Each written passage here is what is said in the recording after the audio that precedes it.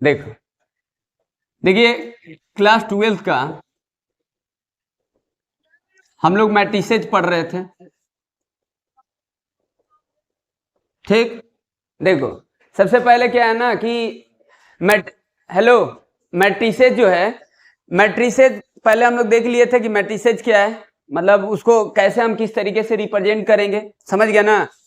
उसके बाद हम लोग क्या देखे थे, टाइप्स ऑफ मैट्रिसेज देखे थे, ठीक ना।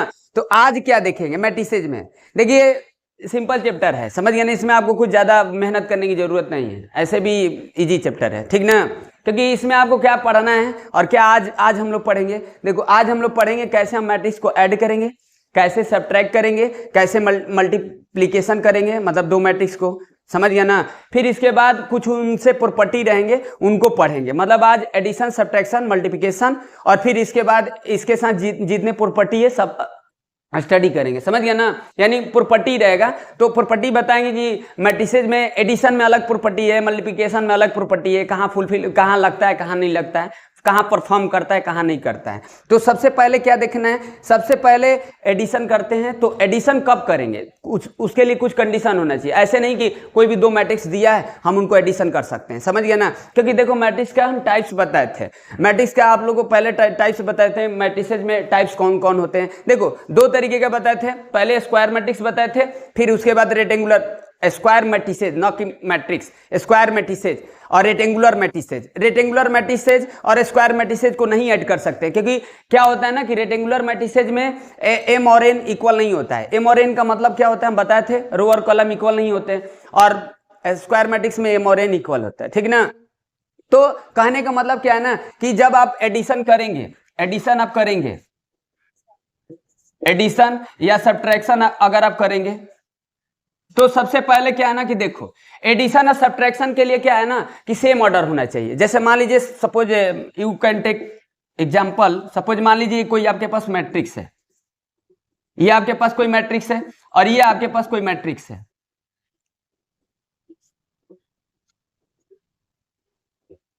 अब देखो आपके पास जो मैट्रिक्स दिख रहा है, अब देखो यहां पर हम ए प्लस बी और बी प्लस ए नहीं निकाल सकते, समझ गया ना। ए प्लस बी का मतलब दो मैट्रिक्स को ऐड नहीं कर सकते हैं, बी प्लस ए भी नहीं कर सकते हैं। क्यों नहीं कर सकते हैं, देखो एडिशन करने के लिए क्या होना चाहिए ना, जब दो मैट्रिक्स को अगर आप एडिशन करेंगे तो उनके लिए सबसे पहले आपका ऑर्डर सेम होना चाहिए। तो इसका ऑर्डर देखो, ऑर्डर का मतलब क्या होता है, ऑर्डर का मतलब होता है रो और कॉलम। तो देखो इसमें रो 2 है तो 2 रोज, और कॉलम कितने हैं तो 2 है, तो 2/2 का मैट्रिक्स है, मतलब इसका ऑर्डर कितना है 2/2 का है। और इसका ऑर्डर देखो, इसका ऑर्डर देखो कितना है, इसका ऑर्डर देखो ये 3/3 है।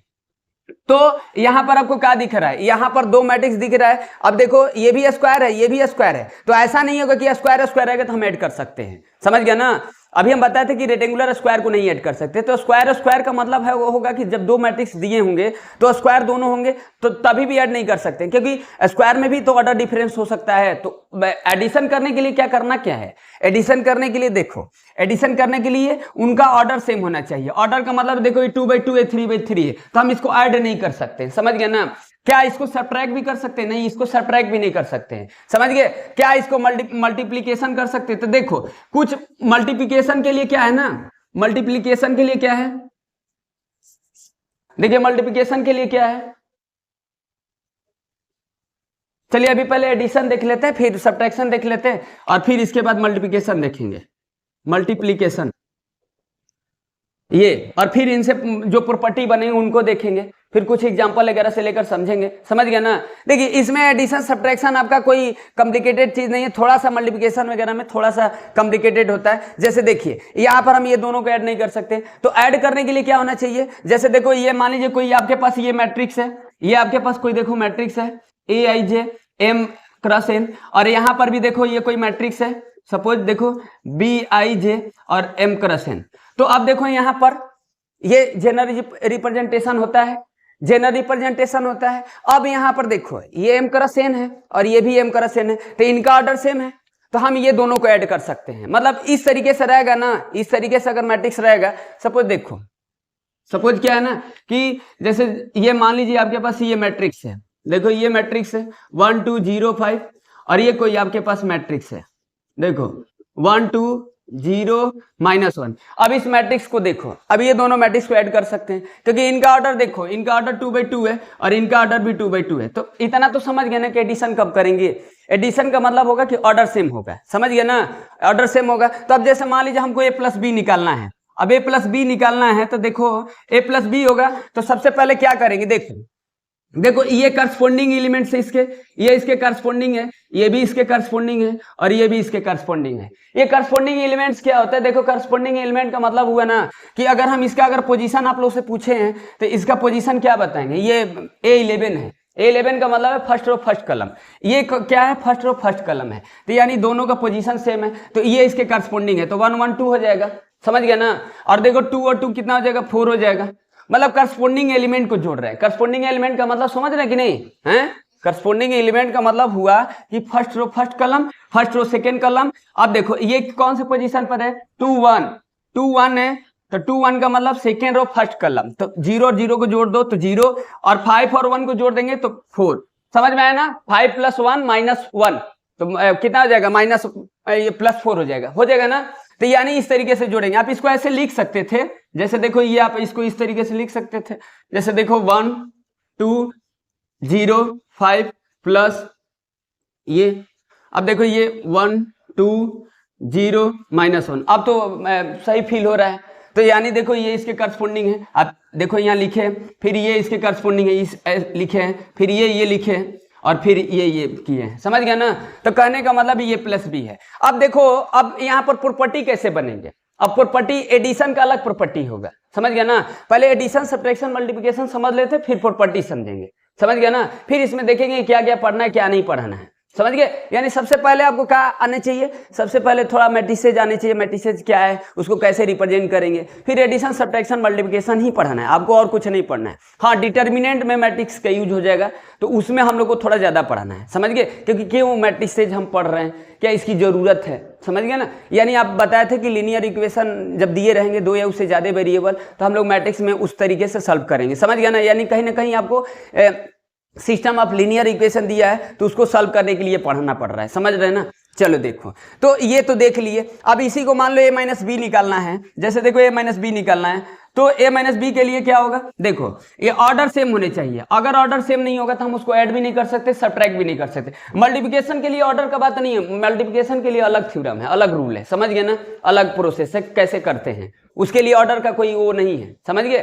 तो कहने का मतलब है कि अगर इसका सब्ट्रैक्शन करें दो मैट्रिक्स का, समझ गया ना, 1 में से 1 0, अब देखो 2 - 2, तो देखो इस बात को ध्यान देना कि करस्पॉन्डिंग एलिमेंट्स है, ये इसके करस्पॉन्डिंग है, ये भी इसके करस्पॉन्डिंग है, ये इसके करस्पॉन्डिंग है और ये इसके करस्पॉन्डिंग है, समझ गया ना ये चीजें। अब जैसे देखो ये, तो ये 1 - 1 0, फिर 2 - 2 0, फिर देखो 0 - 0 0, फिर 5 - 1 6, तो दिस इज a-b, समझ गया ना। तो ये आपका सब्ट्रैक्शन है, सिंपल है, समझ गया ना कि दो मैट्रिक्स को कैसे सब्ट्रैक्ट करें। आप इसको ऐसे लिख सकते थे, आप लिख लीजिए ऐसे, अगर आपको ऐसे दिक्कत है तो ये इस तरीके से देखो, ये 1 2 0 -1 ये लिखे हैं, समझ गया ना। a-b किया तो पहले इस बात को ध्यान देना कि पहले ये लिखेंगे फिर भी लिखेंगे, समझ गए ये। तो ये चीजें हो गया, तो ये आपका समझ में आया, थोड़ा सा एडिशन सब्ट्रैक्शन समझ में आया। अब आपको समझाते हैं कि एडिशन सब्ट्रैक्शन से कैसे क्वेश्चन होंगे, समझ गए, फिर हम मल्टीप्लिकेशन वगैरह समझेंगे।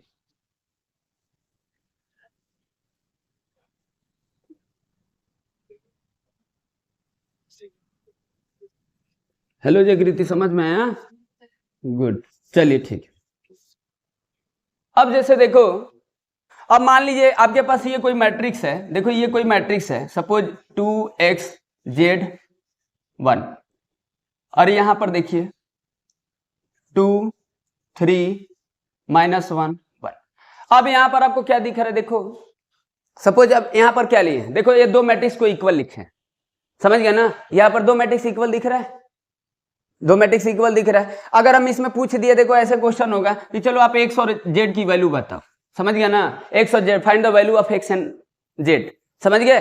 तो देखो जब दो मैट्रिक्स को अगर इक्वल करेंगे तो उनके करस्पॉन्डिंग एलिमेंट्स इक्वल होंगे, और सबसे पहले जब दो मैट्रिक्स को इक्वल करेंगे ना तो उनके ऑर्डर सेम होने चाहिए, समझ गए ना, उनके ऑर्डर सेम होने चाहिए, ठीक, समझ रहे कि नहीं। तो यहां पर अगर ऑर्डर सेम होगा, देखो ये 2/2 है और ये भी 2/2 है, तो इनका ऑर्डर सेम है, समझ गए? तो यहाँ पर देखो x कितना हो जाएगा, x आपका 3 हो जाएगा और z -1 हो जाएगा। दिस इज आंसर, अंडरस्टैंड और not?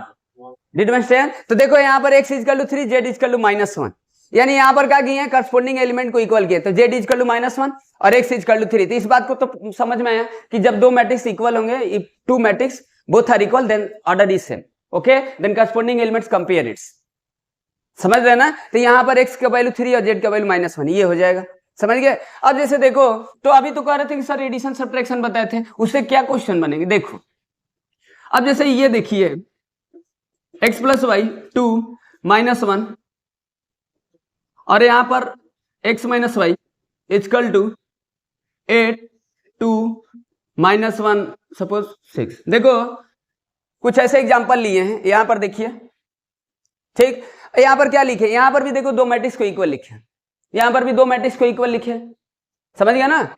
x plus y 2 -1 x minus y equal to 8 2 -1 6, दो मैट्रिक्स इक्वल है, इनका ऑर्डर सेम है। अब हम इसमें पूछ दे कि चलो x और y की वैल्यू बताओ, तो वही चीज कर रहे हैं यहाँ पर भी, समझ गया ना? तो अब x और y की वैल्यू निकालने के लिए अब देखो यहाँ पर लीनियर इक्वेशन ही 2 वेरिएबल बनेगा, समझ गया ना? यानी यहाँ पर भी x प्लस वाई इसके इक्वल हो जाएगा और x माइनस वाई इसके इक्वल हो जाएगा। ये तो देख ही रहे -1 है, ये भी 2 है, तो करस्पोंडिंग एक तरफ इक्वल है, ये वेरिएबल है, ये वेरिएबल में लिखे, ये भी वेरिएबल में। तो यहाँ से अगर हम ये पूछे हैं कि चलो आप x और y की वैल्यू बताओ, x और y की वैल्यू बताओ, तो निकाल सकते हैं कंपेयर करके, मतलब x plus Y equal to 8। अब इसमें देखो आपको क्या हेल्प करेगा, x plus Y equal to 8 और x minus y equal to -1। अब देखो ऑलरेडी पढ़ चुके हैं linear equation in 2 variable, linear equation in 2 variable, ठीक, x minus y equal to 6 और x plus Y equal to 8, इसके इक्वल, ये इसके इक्वल, ये इसके इक्वल, ये इसके इक्वल, करस्पोंडिंग एलिमेंट से इक्वल, समझ गए? यानी x plus Y equal to 8 x minus y equal to 6। अब हमको क्या करना है, ये दोनों को सॉल्व करना है, समझ गए ना? अब यहाँ पर देखो कुछ ऐसे रहेंगे, जैसे मान लीजिए अगर ऐसे दे दिया है, तो ऐसे दे दिया है, तो थोड़ा सा देखिए आपके लिए,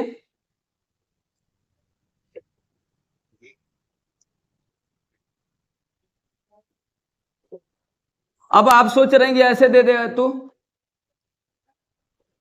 देखो अब ऐसे पॉसिबल नहीं है, बात समझ गया ना? ऐसे क्यों नहीं पॉसिबल है? अगर हम पूछ दिए कि चलो आप x और y z की वैल्यू बताओ, x और y z की वैल्यू, देखो ये अलग एग्जांपल है, इसको पहले सॉल्व कर लेते हैं। यहाँ पर देख रहे हैं, इसके बाद इसका बाद में बात करेंगे, पहले इसको देखिए क्या दिए थे, x plus y 2 -1 x minus y equal to 8 2 -1 6, तो इसके इक्वल, ये इसके इक्वल, करस्पोंडिंग एलिमेंट्स के इक्वल कर दिए। यहां से दो इक्वेशन बना, तो देखो दो इक्वेशन बना, वेरिएबल तो दो ये है, समझ गया ना? तो अब इसको कैसे करेंगे, अब इसको सॉल्व जो पढ़े हैं, जैसे आपको आता है पहले, यहाँ पर अब कोई रिस्ट्रक्शन नहीं कि किस तरीके से करेंगे, इक्वेशन आपको सॉल्व करने आता है ना, जो पढ़े उसको लगाइए।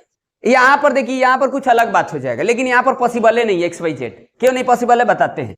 जैसे देखिए यहाँ पर पॉसिबल क्यों है, यहाँ पर इसलिए पॉसिबल है ना कि देखो दो वेरिएबल है, तो ये ऐड कर दीजिए, आप तो जानते हैं ऐड सब्ट्रैक्ट भी कर सकते हैं, तो 2x इक्वल टू 14, ये x इक्वल टू आ गया 7, अब इसमें पुट कर देना x plus Y equal to 8, x का value 7 plus y equal to 8 y equal to 1, तो x और y आ गया, x का वैल्यू 7 आया और y का वैल्यू 1 आ गया, समझ गया ना? आप इसमें रख कर चेक कर लेना कि 8 आ रहा है कि नहीं आ रहा है, इसमें सब्ट्रैक्ट करके देख लेना, चेक कर सकते हैं कि गलत है कि सही है, समझ गया? The sum of 2 digit number is 8, तो ऑलरेडी 8 दिया है, तो 7 प्लस 1 8 हो जाएगा, और x minus y 7 minus 1 equal to 6 हो जाएगा, तो दिस इज करेक्ट, समझ गए कि नहीं? तो ये हो गया, ये इस तरीके से है। अब यहां पर देखिए इस क्वेश्चन को देखो, ठीक, इस क्वेश्चन को देखिए,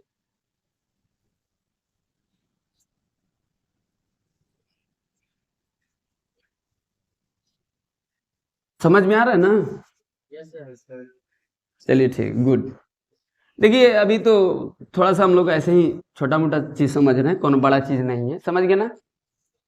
कुछ नहीं है। चलिए देखिए, हाँ अब यहाँ पर देखिए, अब यहाँ पर सोच रहे हैं ना कि चलो कंपेयर करके एक्स वाई और जेड की वैल्यू निकाल दो, तो पॉसिबल नहीं है। देखो हम ऑलरेडी बताए थे कि x plus Y equal to z equal to 2, और फिर x plus y plus 2z equal to 3। अब यहाँ पर आप दो इक्वेशन बन गया, पॉसिबल नहीं है, समझ गए ना? ये पॉसिबल नहीं है। तो अब देखो x plus y plus z equal to 2, x plus y plus 2z equal to 3 पॉसिबल क्यों नहीं है? क्योंकि देखो वेरिएबल 3 है, तो जितने वेरिएबल होते हैं ना उतने इक्वेशन होने चाहिए, तभी उनका एग्जिस्टेंस होगा, तभी उनका कुछ ना कुछ सोल्यूशन होगा, तभी कुछ ना कुछ वैल्यू उसका निकलेगा, एक्स और वाई जेड जो भी होगा, मतलब जितने वेरिएबल उतने इक्वेशन। तो यहाँ पॉसिबल नहीं है, तो कहेंगे चलिए एक और बढ़ा देते हैं, ये अब देखिए x minus y plus 3z equal to 1।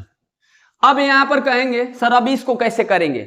अभी तो बता रहे थे कि जब 2 से ज्यादा वेरिएबल होंगे तो उनका सर मैट्रिक्स के तरीके से करेंगे, तो पहले तो एडिशन वगैरह में ही ये सब चीज मिल गया, मतलब एडिशन सब्ट्रैक्शन जो भी है, दो मैट्रिक्स अगर इक्वल किए हैं तो यहाँ पर इक्वेशन का फॉर्म बन गया, इक्वेशन फॉर्म हो गया।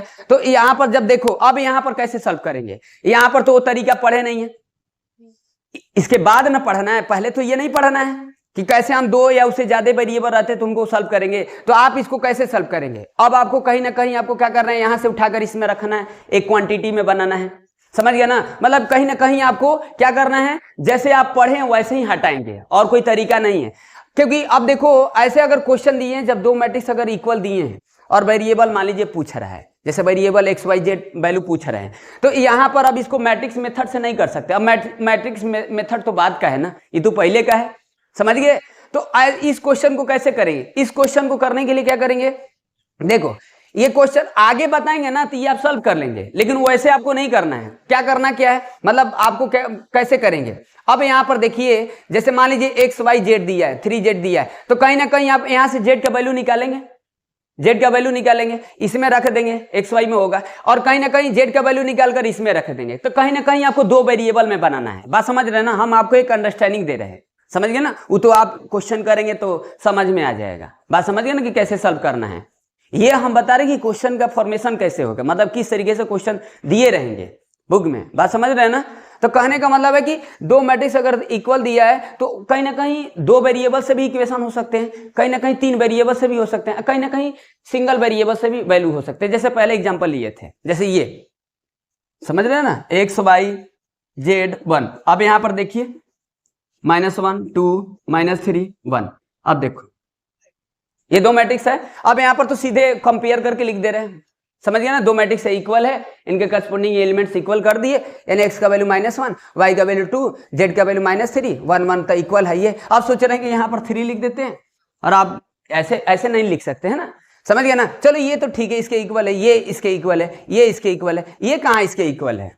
तो इस बात को ध्यान देना कि जब भी वेरिएबल रखेंगे तो वेरिएबल की जगह पर तो कोई भी वैल्यू लिख सकते हैं, वेरिएबल तो कुछ भी हो सकता है, वेरिएबल का मतलब वेरी करना, बट जो कांस्टेंट रहेगा वो तो उसके इक्वल आपको बैलेंस करके लिखना है ना, तब ना दो मैट्रिक्स को इक्वल लिखोगे। अब ऐसा मत सोच लेना कि जब दो मैट्रिक्स अगर इक्वल होंगे ना तो उनके ऑर्डर हमेशा सेम रहेगा तभी इक्वल होगा, नहीं। ऑर्डर होने के साथ साथ क्या होने चाहिए, करस्पॉन्डिंग एलिमेंट सेम भी होने चाहिए। क्या आप दो मैट्रिक्स को कभी भी इक्वल लिख सकते हो क्या? बात समझ रहे हो कि नहीं? बात समझ में आ रहा है कि हम क्या बोल रहे हैं? तो कहेंगे सर इसको सॉल्व नहीं किए, इसको सॉल्व नहीं किया, हम बताए ना कि कैसे करेंगे, यानी कहीं ना कहीं आपको एक ओवरव्यू दे रहे हैं, फिर उसके बाद क्वेश्चन करेंगे तो समझ में आएगा। बात समझ गया ना? ठीक ना? हम ये बताना चाह रहे हैं कि जब दो मैट्रिक्स अगर इक्वल होंगे तो कंडीशन ये हो सकते हैं, कंडीशन ये हो सकते हैं, कंडीशन दो वेरिएबल वाले होंगे, समझ गया ना? ये इस तरीके से होंगे। सपोज ऐसे भी एग्जांपल हो सकते हैं, जैसे देखिए ये,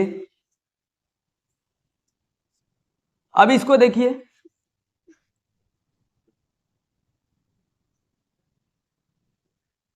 अभी यहां पर देखिए, ठीक, ये अब यहां पर देखिए, अब यहां पर भी बन रहा है लीनियर इक्वेशन, लेकिन x + y = 1 है। अब देखो यहां पर इसको कैसे सॉल्व करेंगे, जैसे यहां पर इसको सॉल्व करें ऐसे ही कहीं ना कहीं आपको वेरिएबल को हटाना है, यानी देखो अभी तो जो हम लोग पढ़े हैं उसी को इसको इसमें यूज करेंगे, क्योंकि आफ्टर है ना, इसके बाद ना हम लोग को पढ़ना है, पहले नहीं पढ़ना है। जो दो या उससे ज्यादा वेरिएबल रहेंगे तो ये मैट्रिक्स में नहीं पढ़ना है, जो ये वेरिएबल का जब दो या उससे ज्यादा इक्वेशन दिए रहेंगे, दो से ज्यादा हो जाएंगे, तो इनका जो सॉल्यूशन पढ़ेंगे वो मैट्रिक्स में नहीं पढ़ना है, वो पढ़ना है डिटर्मिनेंट्स में, समझ गए ना? तो कहेंगे सर मैट्रिक्स में बना है तो मैट्रिक्स में, वहां पर भी मैट्रिक्स से क्या यूज करेंगे, लेकिन वहां पर कुछ होता है, वहां बताएंगे, अभी बताएंगे तो कुछ समझ में नहीं आएगा, समझ गए ना? ज्वाइंट मैट्रिक्स वगैरह कुल निकालना पड़ता है, उसका डिटर्मिनेंट वैल्यू वगैरह निकालना पड़ता है, समझ गए? तो अभी नहीं समझ में आएगा, ठीक ना? तो इस बात को ध्यान देना है। चलिए ठीक है, हाँ। और ये भी देखेंगे ये भी देखेंगे कि सर जब दो इक्वेशन लिख रहे हैं और 3 वेरिएबल में लिख रहे हैं तो उसका क्यों सॉल्यूशन नहीं हो रहा है, ये भी रीजन समझाएंगे कि क्यों नहीं हो रहा है। क्या हम बोले थे, जितने वेरिएबल होंगे उतने आपको इक्वेशन होने चाहिए, समझ गया ना। चलिए ठीक है, तो यहां पर इसको कैसे सॉल्व करेंगे, ये देखिए इसको तो सॉल्व कर ही सकते हैं। यहां पर कैसे करेंगे, यहां पर भी वही कंपेयर कर लीजिए, देखिए x plus Y equal to 1 और फिर देखो एक्स वाई इक्वल टू -3। अब क्या करेंगे, देखो ये 2 डिजिट का सम है मतलब, और यहां पर 2 डिजिट का प्रोडक्ट है, समझ गए। तो क्या करेंगे, यहां पर देखिए आप ऐसा इक्वेशन पढ़े हैं, यहां से y निकाल लीजिए, 1 - x हो गया, ठीक। अब इसमें पुट कर दीजिए, तो यानी x y की जगह पर रख दीजिए 1 - x इक्वल टू -3। अब इसको इंटू करके सॉल्व कर लेंगे, x निकाल लेंगे फिर यहां कर देंगे, y निकल जाएगा, समझ गया ना। तो क्या यहां पर कर रहे हैं, यहां पर क्या कर रहे हैं, मतलब इन टर्म्स ऑफ वेरिएबल एक ही कर रहे हैं, मतलब x में या तो y में। तो वैसे ही कुछ यहां पर भी आपको z को हटाना है, तो z को हटाने के लिए यहां से इसमें रख दो और z को हटाने के लिए यहां से इसमें रख दो और ये दोनों को सॉल्व कर दो, समझ गया ना। फिर आएगा तो फिर कोनों में रख कर निकाल लेंगे, ऐसे कुछ करेंगे, समझ गया ना। बात समझ में आ रहा है कि नहीं आ रहा है, यानी कुछ ना कुछ ऐसे करना है जैसे हम ये दिए हैं। तो ऐसे कम रहता है क्वेश्चन ऐसे 3 वेरिएबल में, क्योंकि 3 वेरिएबल में इसलिए कम रहता है ना क्योंकि 3-4 वेरिएबल के लिए तो पढ़ रहे हैं, समझ गया ना। बात समझ में आ रहा है ना, क्योंकि पढ़े क्या है, हम पढ़े वो जो पढ़े हैं हम लोग 2 वेरिएबल वाला पढ़े हैं, उनका सोल्यूशन, समझ गया ना। 2 से ज्यादा वाले नहीं पढ़े हैं। अब 2 से ज्यादा जब इक्वेशन हो जा रहा है, ठीक ना, तो कहने का मतलब है कि उसको तो आइडिया नहीं है, उसको आइडिया तो बाद में लेंगे। तो पहले तो रेयर केस में मिल गया तो वैसे ही कुछ दिमाग लगाकर जैसे पढ़े वैसे करेंगे, समझ गए ना, ये बात है। बात समझ में आया। अब चलिए देखिए, ये तो ठीक है, चलिए देखिए ये थोड़ा सा ऐसे कुछ एडिशन वगैरह का बात हो गया।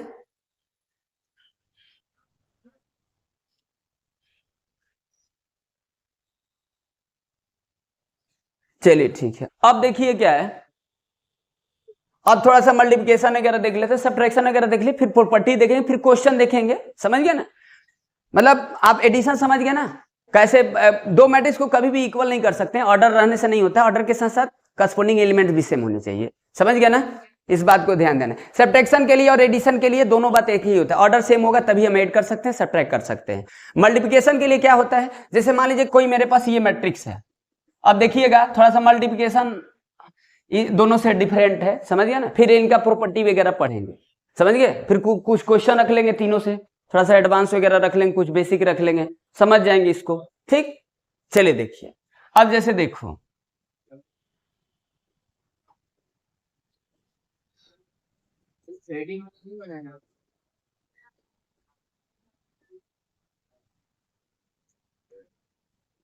अब यहां पर देखिए 2 मैट्रिक्स लिखे हैं, समझ गए।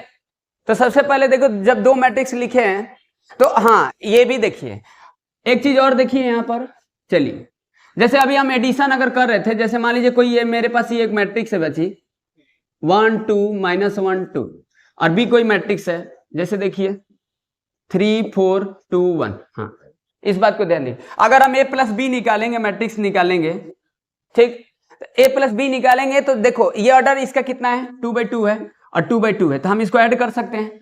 तो देखिए जब 2 मैट्रिक्स को अगर ऐड करेंगे ना तो उनका ऑर्डर बदलता नहीं, इस बात को ध्यान देना है, समझ गया ना। यानी 2/2 आएगा, ऐसा नहीं आएगा कि उसका ऑर्डर चेंज हो जाएगा। जब 2 मैट्रिक्स है, 2 matrix both each other adding then order is same, समझ गया ना, समझ रहे कि नहीं। यानी जब 2 मैट्रिक्स को ऐड करेंगे तो उनका ऑर्डर कहीं ना कहीं सेम होगा, ठीक। यानी ऑर्डर बदलेगा क्या, नहीं ना बदलेगा। तो कहेंगे सर इसको क्यों बात कर रहे हैं, देखिए मल्टीप्लिकेशन में कुछ ऐसे ही होता है, ऐड करने के जब 2 मैट्रिक्स को मल्टीप्लाई करेंगे ना तो उनका ऑर्डर कहीं ना कहीं बदल जाता है, समझ गया ना। एडिशन सब्ट्रैक्शन में नहीं होता है, बात समझ रहे कि नहीं, बात समझ रहे कि नहीं। मतलब एडिशन सब्ट्रैक्शन में ऑर्डर सेम रहेगा, ऐड करेंगे तो ऑर्डर कर एडिशन सब्ट्रैक्शन करने के लिए ऑर्डर भी सेम होने चाहिए, और जब कर लेंगे तो जो उसका आउटपुट होगा वो ऑर्डर वही होने चाहिए, मतलब वही होगा जो पहले से था इनिशियल टाइम, समझ गए।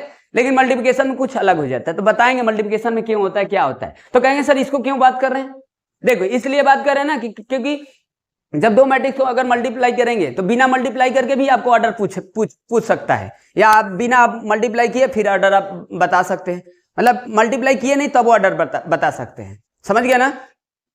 बात समझ रहे कि नहीं। तो कहीं ना कहीं आपको ये क्वेश्चन में हेल्प करेगा, मतलब बिना मल्टीप्लाई किए आप उसका ऑर्डर बता दीजिए। ये जैसे देखो, तो ये तो देख लिए, चलो ये फिर से एक बार लिख देते हैं, 2 और 4 6 और -1 2, ये कितना हो जाएगा 1 और फिर 2 और 3, तो this is order 2/2 this matrix. समझ गए, इस मैट्रिक्स का ऑर्डर हो गया 2/2। ठीक, एडिशन किए थे, सब्ट्रैक्शन भी करेंगे तो 2/2 आएगा, आप समझ रहे हैं, समझ गया ना।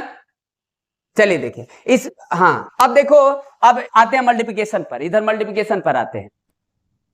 ठीक, ये देखिए 1 2 और 1 2 3, 2/3, 1 2 3, 3 3/2। अब देखो सबसे पहले देखो, इसको हम लोग क्या बोलते हैं, रो बोलते हैं, इसको कलम बोलते हैं, इसको रो बोलते हैं, इसको कलम बोलते हैं ना। चलिए इसको क्या बोलते हैं, रो बोलते हैं, इसको कलम बोलते हैं, इसको रो और इसको कलम। तो क्या होता है ना कि जब दो मैट्रिक्स को अगर मल्टीप्लाई करते हैं ना, तो क्या देखना है, मतलब अगर ए बी करना होगा, देखो अगर ए बी करना होगा तो पहले ए है फिर बी है, पहले ए है फिर बी है, ए बी अलग होगा बी ए अलग होगा, कहीं कहीं इक्वल हो सकता है कहीं कहीं नहीं होता है, तो समझेंगे ये भी कहाँ इक्वल होगा ए बी और कहाँ बी ए, मतलब ए बी और कहीं बी ए इक्वल होगा। जैसे हम लोग करते हैं नंबर वगैरह को मल्टीप्लाई करते हैं तो 2 × 3 करते हैं और 3 × 2 करते हैं तो सेम आता है, 6 आएगा इसका रिजल्ट। तो कहीं ना कहीं आपको ए बी और बी ए इक्वल होगा। तो यही तो हम बोले हैं कि एडिशन सब्ट्रैक्शन मल्टीप्लिकेशन के अलावा हम लोग प्रॉपर्टी समझेंगे। प्रॉपर्टी का मतलब यही होगा कि ए बी और बी ए कहाँ इक्वल होगा कहाँ नहीं होगा, ए plus B B plus A equal होगा कि नहीं होगा, ए minus B B minus A equal होगा कि नहीं होगा, समझ गया ना। तो यही कुछ समझना है प्रॉपर्टी। ठीक, बात समझ में आ रहा है। तो ये तो अब देखिए, तो क्या बता रहे थे, भूलिए मत। हाँ, दो मैट्रिक्स को अगर इंटू करना है तो ए बी करना है ना, तो पहले ए है, ध्यान देना है, बी ए अलग हो जाएगा, बी ए के लिए कुछ अलग बात हो जाएगा। एक में देखना है आपको कॉलम और बी वाले में देखना है रो, समझ गए। ए में आपको कॉलम देखना है, बी वाले में रो देखना है, अगर वो सेम होगा तब मल्टीप्लाई होगा, समझ गया ना। तो देखो इसमें क्या है, अब ये क्यों होता है थोड़ा सा आप समझ जाएंगे, जब मल्टीप्लाई करेंगे ना तो आप ये रूल समझ जाएंगे कि ऐसा रूल क्यों हो रहा है, समझ गया ना। जब दो मैट्रिक्स को मल्टीप्लाई करेंगे तो पहले वाले का लिखेंगे मैट्रिक्स तो उसका कॉलम सेम होने चाहिए और दूसरे वाले का रो सेम होना चाहिए। तो देखो इसमें क्या है, कॉलम है, इसमें रो है, तो ये दोनों सेम है, समझ गया ना।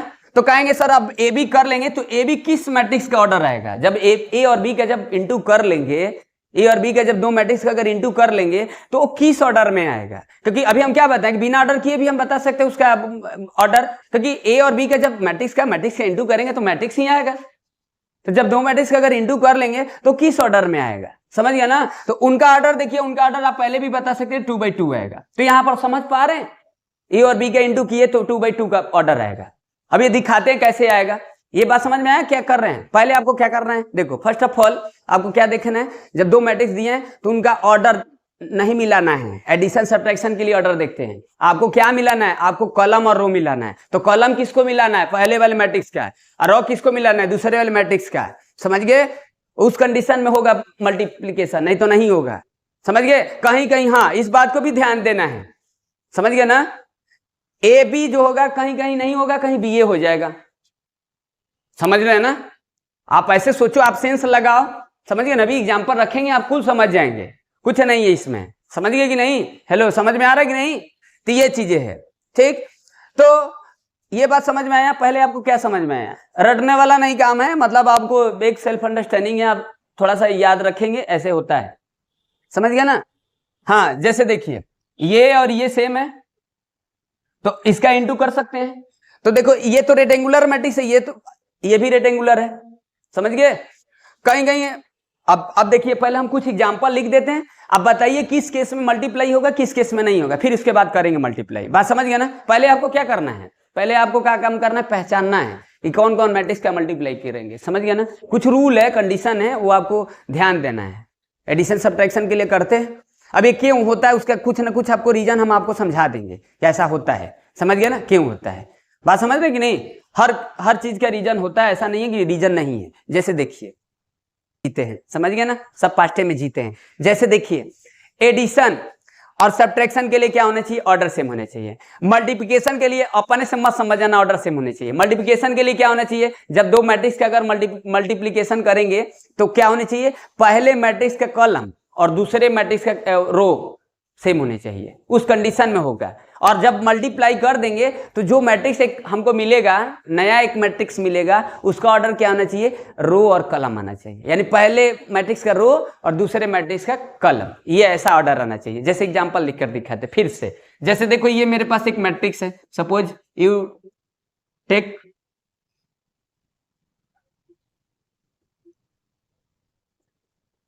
This is general matrix, okay, a i j equal to a i j m cross n. Suppose b एक मैट्रिक्स है आपके पास, ये देखिए जनरल मैट्रिक्स है, ऑलरेडी हम आपको बता दिए। अब जैसे देखो B I J N cross P, अब देखो, अब यहां पर देखिए ऑर्डर सेम है, ऑर्डर सेम कहां है, M cross N N cross P, order कहां सेम है, समझ गया ना। तब इसको ऐड नहीं कर सकते, ऐसा मत सोच लेना ना कि जिसको मल्टीप्लाई कर लेते उसको ऐड भी कर लेते हैं, क्योंकि हम लोग नंबर नहीं पढ़ रहे हैं, यहाँ मैट्रिक्स पढ़ रहे हैं, समझ गया ना। कुछ मैट्रिक्स के कुछ रूल होते हैं, समझ गए। तो ये यानी देखो इसमें कलम है, इसमें रो है, सेम है, कलम है, रो है, सेम है। अब ये भी जो आएगा मेरा किस ऑर्डर में आएगा, अब जो भी आए एक मैट्रिक्स आएगा, ये तो हम एक जनरल लिए हैं, समझ गए। ये तो देखो ये सेम है, तो ये रो है और ये कलम है, तो m by P, this is matrix, okay. यानी ये सेम है, देखो ये रो कलम देखना है, ये रो देखना है, इसका रो मत देख लेना, इसका कलम मत देख लेना, समझ गए। पहले वाले का कलम, दूसरे वाले का रो, ठीक, इस बात को ध्यान देना है। तो आएगा क्या मैट्रिक्स मेरा, आएगा रो और कलम, तो m बाई पी आ जाएगा, ठीक। ये तो इस मैट्रिक्स में आएगा, तो ए बी का होगा। अब देखो, अब क्या देखना है, क्या ए बी हो जा रहा है तो क्या बी ए भी होगा, थोड़ा देखते हैं। अब बी ए के लिए क्या करना होगा, अब बी के लिए देखो, बी आपके पास मैट्रिक्स है एन बाई पी है, और जो आपका ए है ये लिख रहे, समझ रहे ना, बी का मैट्रिक्स लिख दिए एन पी, और ए का मैट्रिक्स लिख दिए आपके पास एम बाई एन। अब देखो यहां पर ये और ये तो डिफरेंट हो गया, एम और P not equal, it is not possible, B A, यहां पर देख रहे हैं ये सेम नहीं है, तो यहां पर तो ए बी हो जा रहा है, यहां पर बी ए नहीं हो रहा है।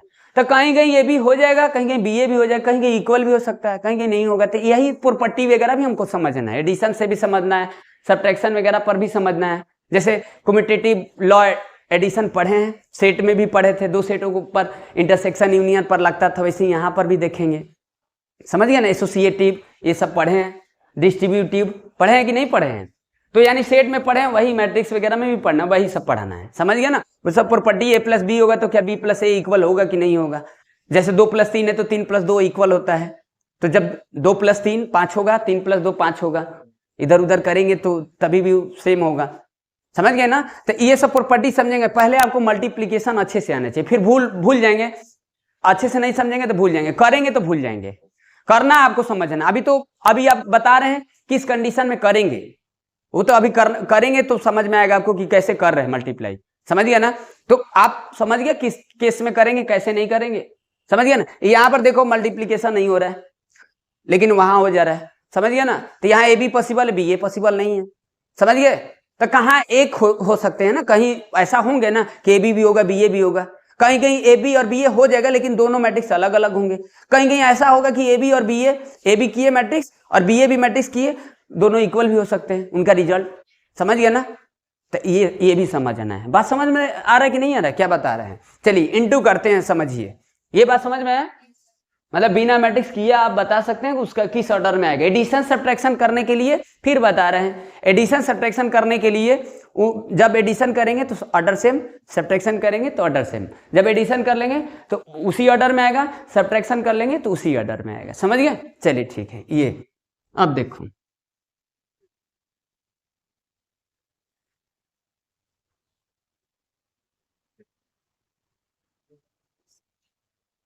ठीक,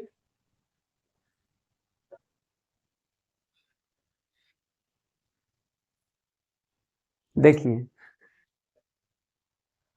अब जैसे देखिए यहां पर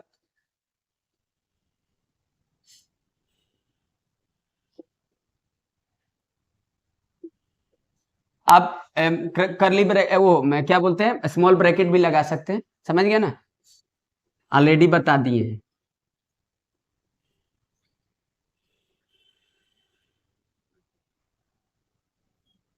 देखिए ए बी होगा अगर ए बी होगा तो करते कैसे हैं?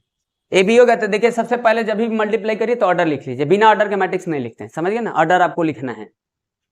तो 2/2 है, स्क्वायर मैट्रिक्स है, और दिस इज रेक्टेंगल मैट्रिक्स 3/2 है।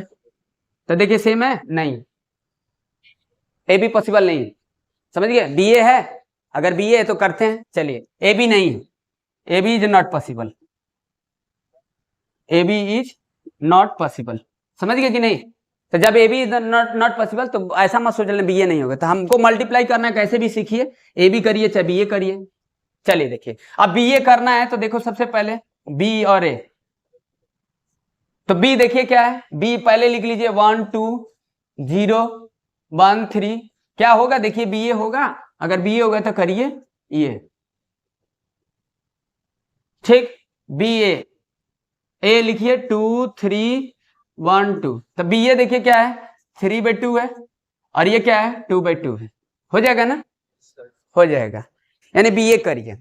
अब देखिए सबसे पहले अच्छा तरीका क्या है ना, कि इतना तो समझ गया ना कि बी ए मल्टीप्लीकेशन, बी ए का अगर मल्टीप्लाई होगा, दो मैट्रिक्स को इनटू कर सकते हैं, तो ये किस ऑर्डर में आएंगे ये तो पता है ना कि किस ऑर्डर में आएगा, तो उस ऑर्डर में एक मैट्रिक्स एक जनरल लिख लीजिए, समझ गए ना, यानी कोई एक मैट्रिक्स लिख लीजिए जो ए और बी और ए का मैट्रिक्स का अगर इंटू करेंगे तो मेरे पास कोई एक मैट्रिक्स आएगा, तो एक सी मैट्रिक्स होगा, सपोज ले लेते हैं सी, अरे ए बी और बी का बी ए और बी का ए का मल्टीप्लाई करेंगे तो कोई एक मैट्रिक्स आएगा ना, तो सी मैट्रिक्स लीजिए, किस ऑर्डर में, A11 12 21 22, 2/2 आएगा, आएगा ना, देखिए 2/2 आएगा ना, देखो ये सेम है, सॉरी 3/2, सॉरी सी लिखिए 3/2 लिख लीजिए, 3 रो 11 12 21 22 31 32, ठीक है, 3/2, देखिए ये सेम है, और ये 3/2, ठीक, 3/2, यानी इस ऑर्डर में आएगा, ये जनरल है, मतलब जब हम इसका इंटू करेंगे ना तो ऐसे ही कुछ मैट्रिक्स आएगा, 3/2 आएगा, ठीक। तो यहां पर देखो A11 निकालना है, इंटू करेंगे तो A11 निकालना है ना, कैसे निकालेंगे, अब देखो बी ए,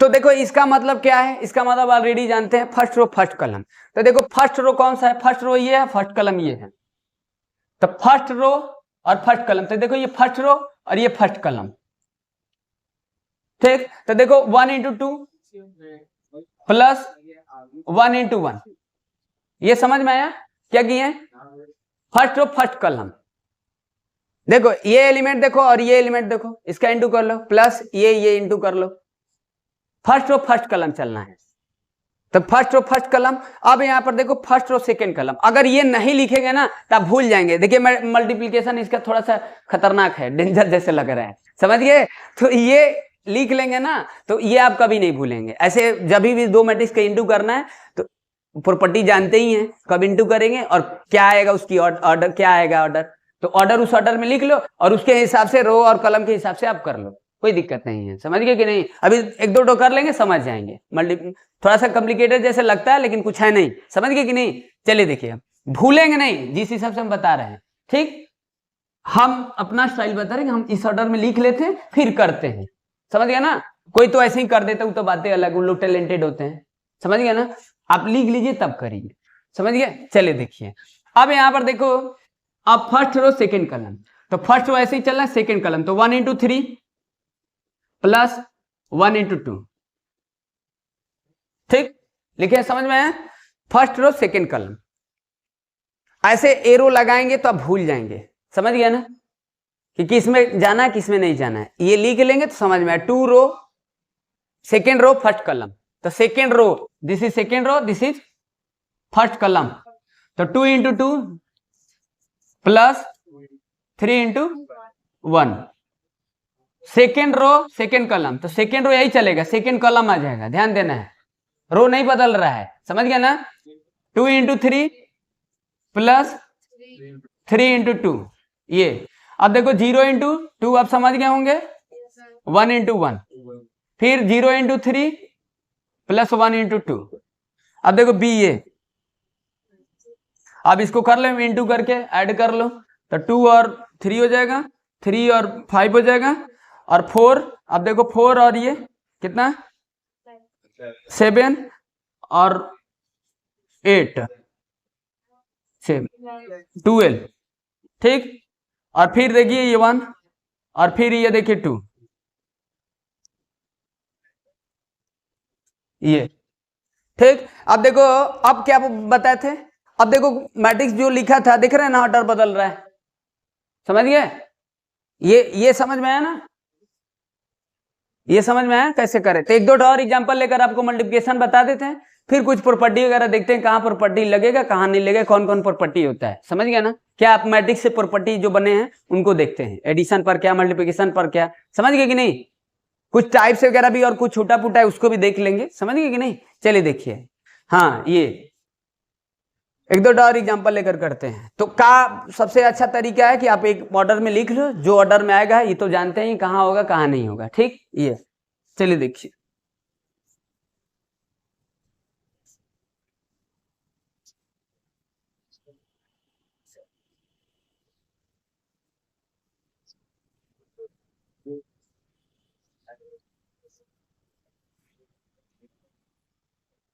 चलिए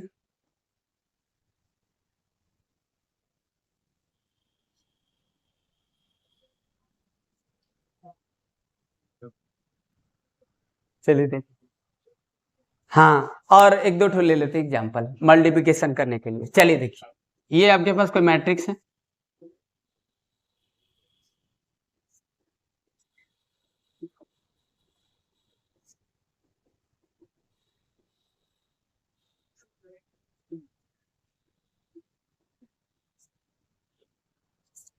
अब देखो दोनों स्क्वायर मैट्रिक्स लिए, ए बी भी हो सकता है, बी ए भी हो सकता है, समझ गया ना, समझ गया ना, दोनों तरीके से पॉसिबल है। तो ए बी भी कर सकते हैं, बी ए भी कर सकते हैं, ठीक।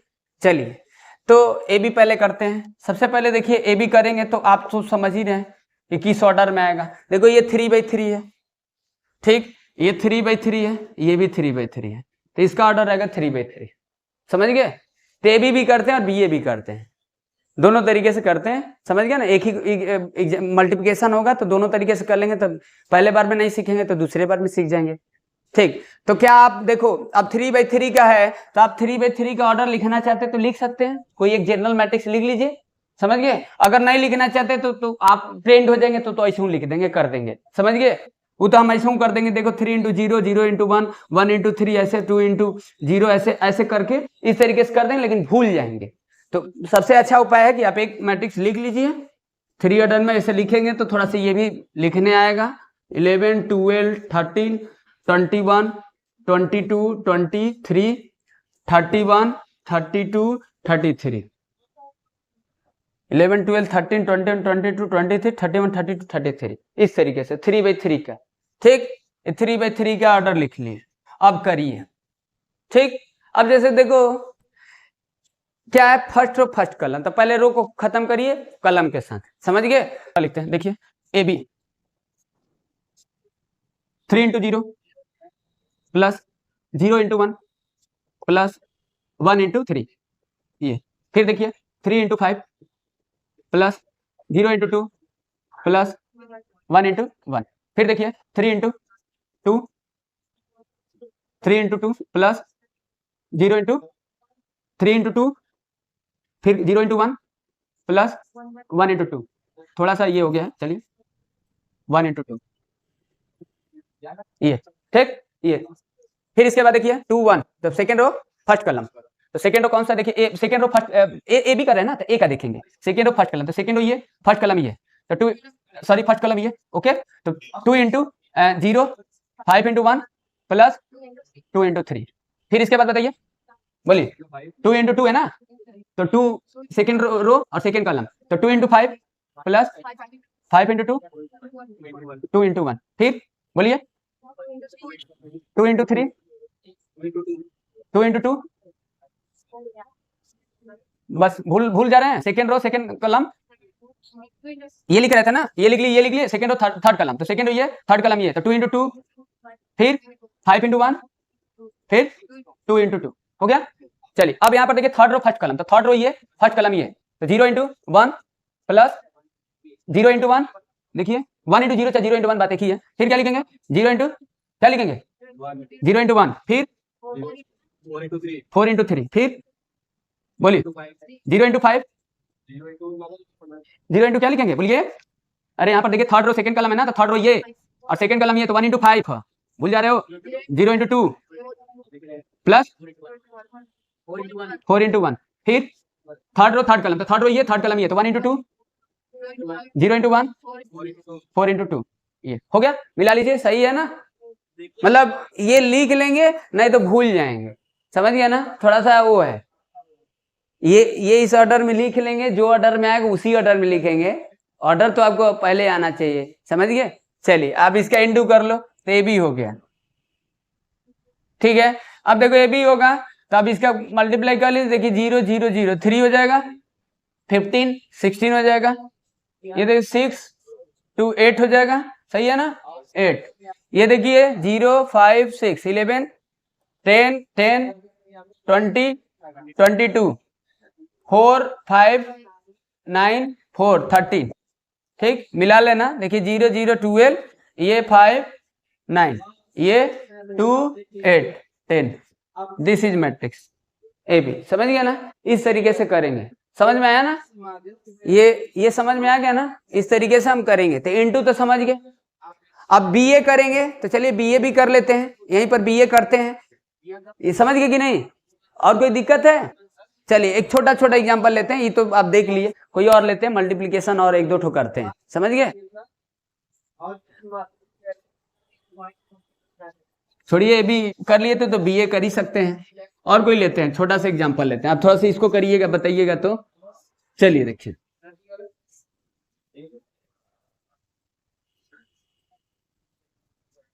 ये हो गया, ठीक है। देखो अब जैसे देखिए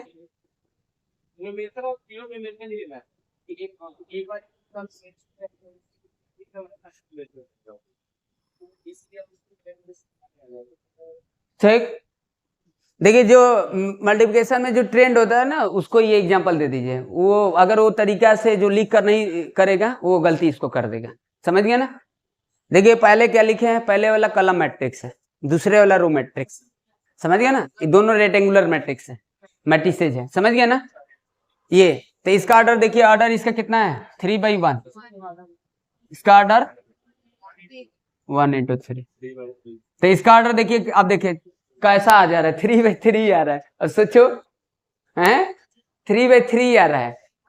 तो सी जो मैट्रिक्स मेरे को मिलेगा, मतलब ए बी जो करेंगे, ए बी को मान लेते C, let's assume that A B equal to C. अब देखो तो ये आ जाएगा 3/3। अब 3/3 के कोई ऑर्डर का एक मैट्रिक्स लिख लीजिए, 11 12 13 21 22 23 31 32 33, ठीक। ये हो गया ये। अब देखो तो यहां पर देखिए, अब क्या करेंगे, सबसे पहले सी निकालिए एक मैट्रिक्स, ठीक। 1 1 है तो फर्स्ट रो फर्स्ट कलम, तो फर्स्ट रो ये फर्स्ट कलम तो यही होगा, तो 1 इंटू डायरेक्ट 0 कर दीजिए, तो 0, तो दिस इज 0। 1 इंटू 0, फिर देखिए 2 इंटू, अब देखो फर्स्ट रो सेकेंड कलम, तो फर्स्ट रो तो यही है, सेकेंड कलम ये है, तो 1 इंटू 1 तो 1 हो जाएगा। फर्स्ट रो सेकेंड थर्ड कलम, तो फर्स्ट रो ये थर्ड कलम ये, तो 2, मतलब एक ही से। देखिए ये आपको कितना हेल्प कर रहा है। नहीं तो अगर वो ना लिखिए, एक बार आप बिना लिखे करिएगा पहले, आप ट्रेंड हो जाएंगे, वो तो बात अलग है, वो तो दिमाग में बैठ जाता है। बिना लिखे करना, आप देखना सही आ रहा है कि नहीं आ रहा है। चलिए ठीक है, क्योंकि फर्स्ट टाइम में ऐसे ही होता है, 2 और 1, तो सेकेंड रो फर्स्ट कलम, तो सेकेंड रो कौन सा है 2, और फर्स्ट कलम तो 0। चलिए सेकेंड रो सेकेंड कलम, सेकेंड रो और सेकेंड कलम तो 2, फिर 4, गुड। अब 3 इंटू 0 0 3 6 हो गया, दिस इज आंसर, अंडरस्टैंड। तो ए बी हुआ। अब थोड़ा बी ए करते हैं, चलिए अब बी ए करते हैं, तो बी ए को हम डी मैट्रिक्स मान लेते हैं। तो बी ए का मैट्रिक्स क्या है, डी मान लेते हैं। तो ये ऑर्डर क्या आएगा, देखिए बी ए होगा वन बाई वन, ठीक। तो 1/1 का मतलब सिर्फ A11, बस एक रो एक कलम, फर्स्ट रो फर्स्ट कलम, ये A11 का मतलब। A11 का मतलब क्या हुआ? अब देखिए फर्स्ट रो फर्स्ट कलम के साथ, तो पहले देखिए ये लिखिए ना, तब देखो 0 into 1 D matrix, 0 into 1 plus 1 into 2 plus 2 into 3 लिखे, ऐसे समझ में आया? यानी D matrix equal to 0 plus 2 plus 6, तो this is D matrix equal to 8, this is, समझ गए कि नहीं? ये तो ये हो गया, ये आपका मल्टीप्लिकेशन वगैरह का बात है। अब चलिए देखिए मल्टीप्लिकेशन वगैरह थोड़ा बहुत आपको समझ में आ गया, समझ गया ना? वो तो क्वेश्चन वगैरह करेंगे तो समझ जाएंगे, ठीक ठीक। तो अब क्या देखेंगे? अब इससे जितने प्रॉपर्टीज वगैरह हैं वो देखते हैं, समझ गया ना? जितने भी प्रॉपर्टीज वगैरह उनको देखते हैं, फिर इसके बाद और कुछ क्वेश्चन वगैरह करेंगे, समझ गया ना? जो मैट्रिक्स से क्वेश्चन होंगे, मैट्रिक्स से जो क्वेश्चन होंगे। चलिए देखिए क्या देखे हैं, देखिए मैट्रिसेज हम लोग पढ़ रहे थे, तो मैट्रिसेज में क्या क्या देख लिए? एडिशन, सब्ट्रैक्शन, मल्टीप्लिकेशन वगैरह देख लिए, कैसे एडिशन करेंगे, कैसे सब्ट्रैक्शन करेंगे, कैसे मल्टीप्लिकेशन करेंगे, ठीक। अब इसके बेस से हम लोग प्रॉपर्टी देखेंगे, समझ गए कि नहीं? मतलब कुछ प्रॉपर्टी है, मतलब कहाँ लगेगा, कहाँ परफॉर्म होगा, कहाँ नहीं होगा, वो देखना है। एडिशन पर अलग होता है, सब्ट्रैक्शन पर अलग होगा, मल्टीप्लिकेशन पर अलग होगा, समझ गया ना? जरूरी नहीं कि अब वो हर जगह वो परफॉर्म करेगा ही, समझ गए? तो कौन कौन प्रॉपर्टी है? सबसे पहले देखिए क्या है ना, कि पहले एडिशन पर देखते हैं। कुछ प्रॉपर्टी है, आपको कुछ मैट्रिक्स दिए होंगे, जैसे मान लीजिए कि आपके पास ये कोई मैट्रिक्स है, सपोज ये मैट्रिक्स हो गया, और भी आपके पास ये मैट्रिक्स है। अब देखो ये दोनों को पहले ऐड कर सकते हैं, पहले तो ये बात होना चाहिए क्या बता रहे हैं। देखिए एडिशन पर हम प्रॉपर्टी बता रहे हैं, समझ गया ना? मैट्रिक्स के कुछ एडिशन पर प्रॉपर्टी होता है, जैसे क्या होगा कि अब देखिए a प्लस बी निकालेंगे तो क्या b प्लस ए इक्वल होगा? दोनों सेम होगा? हाँ यस सेम होगा। ये देखिए इक्विटेटिव लॉ आप पढ़े हैं, समझ गया ना? जैसे सेट वगैरह में पढ़े थे 2 प्लस 3, बचपन में भी 2 प्लस 3 के इंटीजर पर अलग होते थे, वो सब देखते थे, ऐसे कुछ। तो यहाँ पर दो मैट्रिक्स दिया, देखो a plus B, B plus A, ठीक। अब देखो आपको जोड़ने आता है, देखो a प्लस बी करेंगे तो कितना आएगा, और b प्लस ए देखो कितना आएगा, उतना ही आएगा। a प्लस बी अगर करेंगे तो कितना लिखेंगे? 2 प्लस 0 2, फिर 5 प्लस 1 6, फिर देखो 0 2 2, फिर 2 3 माइनस 1, फिर 1 4 5, और फिर देखिए 2 और 5 7। तो this is a plus B, okay, और this is b plus A. तो b देखो ऑर्डर तो सेम होगा ही, करस्पॉन्डिंग एलिमेंट भी सेम होता है, समझ गया ना? a प्लस बी करेंगे तो b प्लस ए यहाँ फुल परफॉर्म करेगा, commutative law of addition matrix का, अब मैट्रिक्स, समझ गया ना? तो यहाँ पर परफॉर्म करेंगे a plus B, B plus A both are equal, ठीक। अब करके देख लो b प्लस ए, तो b प्लस ए b को पहले देखेंगे तो 2 हो जाएगा, फिर देखो 1 और 2 5 6 हो जाएगा, 2 माइनस 1, फिर 5 7।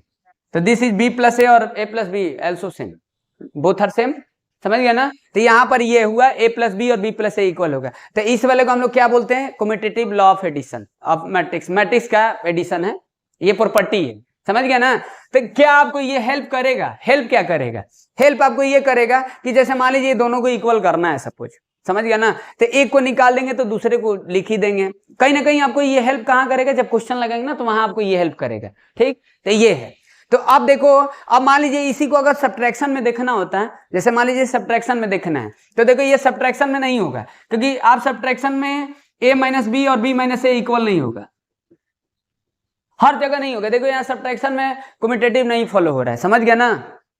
यहाँ पर देखिए a minus B, b minus A equal नहीं होगा। क्यों नहीं होगा? क्योंकि a माइनस बी करेंगे तो अलग है, b माइनस ए करेंगे तो अलग है, क्योंकि आप वो तो जानते हैं इंटीजर, वो सब नंबर वगैरह पर भी देखे थे, सेट पर भी देखे थे, 2 माइनस 3 और 3 माइनस 2 नॉट इक्वल, समझ गया ना? तो यहाँ पर परफॉर्म नहीं कर रहा था, तो यहां भी नहीं करेगा, समझ गया ना? तो ऐसा कुछ है, मतलब ऐसा मत सोच लेना कि पहले जो परफॉर्म कर रहे थे यहां देख लेंगे, कोई नंबर नहीं है, यहाँ मैट्रिक्स आपको देखना है, समझ गया ना? तो a माइनस बी और b माइनस ए इक्वल नहीं होगा, ठीक, ये है।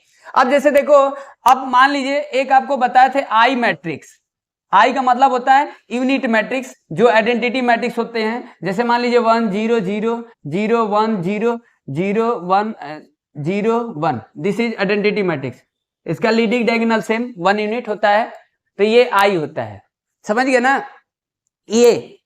तो अब देखो आई मैट्रिक्स तो देख ही रहे, आई क्या बताए थे, आई एक स्क्वायर मैट्रिक्स होता है। समझ गया ना? स्क्वायर मैट्रिक्स में के आई हम लेते हैं, स्क्वायर मैट्रिक्स को ही हम आई बना सकते हैं, रेक्टेंगुलर मैट्रिक्स में हम आई नहीं बना सकते हैं, ठीक ना? तो ये देखो, ये लीडिंग डायगोनल इसका 1 है, तो 1 A11 22 33, मतलब रो कलम दोनों सेम होगा, उसी के जगह पर हम लिखते हैं। समझ गया ना? ये मतलब भूलेंगे नहीं कि 1 कहाँ लिखना है। 11 है, 22 है, 33, इस बात को ध्यान देना कि आई और जे का सेम होगा, वहां पर 1 होगा, तो ये आई मैट्रिक्स है। तो ये इससे कौन सी प्रॉपर्टी होगा? अब जैसे देखो, मान लो अभी हम मल्टीप्लिकेशन आपको बताए थे कि जब दो मैट्रिक्स का अगर हम इंटू करेंगे, तो अगर मान लीजिए इसका इंटू करना चाहते हैं, इसका इंटू करना चाहते हैं, तो बी और आई का इंटू करेंगे तो हमेशा क्या आएगा? बी आएगा। बी और आई का इंटू करेंगे तो क्या आएगा? बी आएगा। या आई और बी का भी इंटू करेंगे ना तो क्या आएगा? बी ए आएगा। बात समझ गया ना? जैसे समझ रहे हैं? ये मल्टीप्लिकेशन वगैरह का बात है, मतलब हम मिक्सचर बात कर रहे हैं, जो मेन है उसको हम प्रॉपर्टी बता दे रहे हैं। समझ गया ना? बहुत सारे होते हैं ऐसे, मतलब जो यूज होगा उसको देखना है, ठीक? यानी यहां तो प्लस वाले पर देख लिए, माइनस वाले पर, ये मल्टीप्लिकेशन वाले पर, ऐसे कुछ है। समझ गया ना? तीनों को मिक्सचर बता दे रहे, तीनों को मिक्स करके बता दे रहे, ठीक? जो नॉलेज आपको होना चाहिए। तो इस मैट्रिक्स का और इस मैट्रिक्स का इंटू करेंगे, तो अब जैसे देखो, आप जानते हैं ना कि कोई भी अगर नंबर भी देखते हैं, कोई भी नंबर मान लीजिए, और जब हम उसमें 1 के यूनिट नंबर इंटू कर देते हैं, तो ये नंबर में कोई परिवर्तन नहीं होता है। पढ़े हैं ऐसे चीजें और जानते भी हैं। तो यहां पर आप सोचो, मतलब याद कैसे रहेगा, इसलिए हम बता रहे हैं। जैसे ये मान लीजिए कोई ये नंबर है, तो नंबर का अगर 1 में इंटू करते हैं तो नंबर में कोई चेंजिंग नहीं होता है। तो वैसे कुछ यहाँ पर मैट्रिक्स ले लेना, और आई का मतलब 1 हो गया।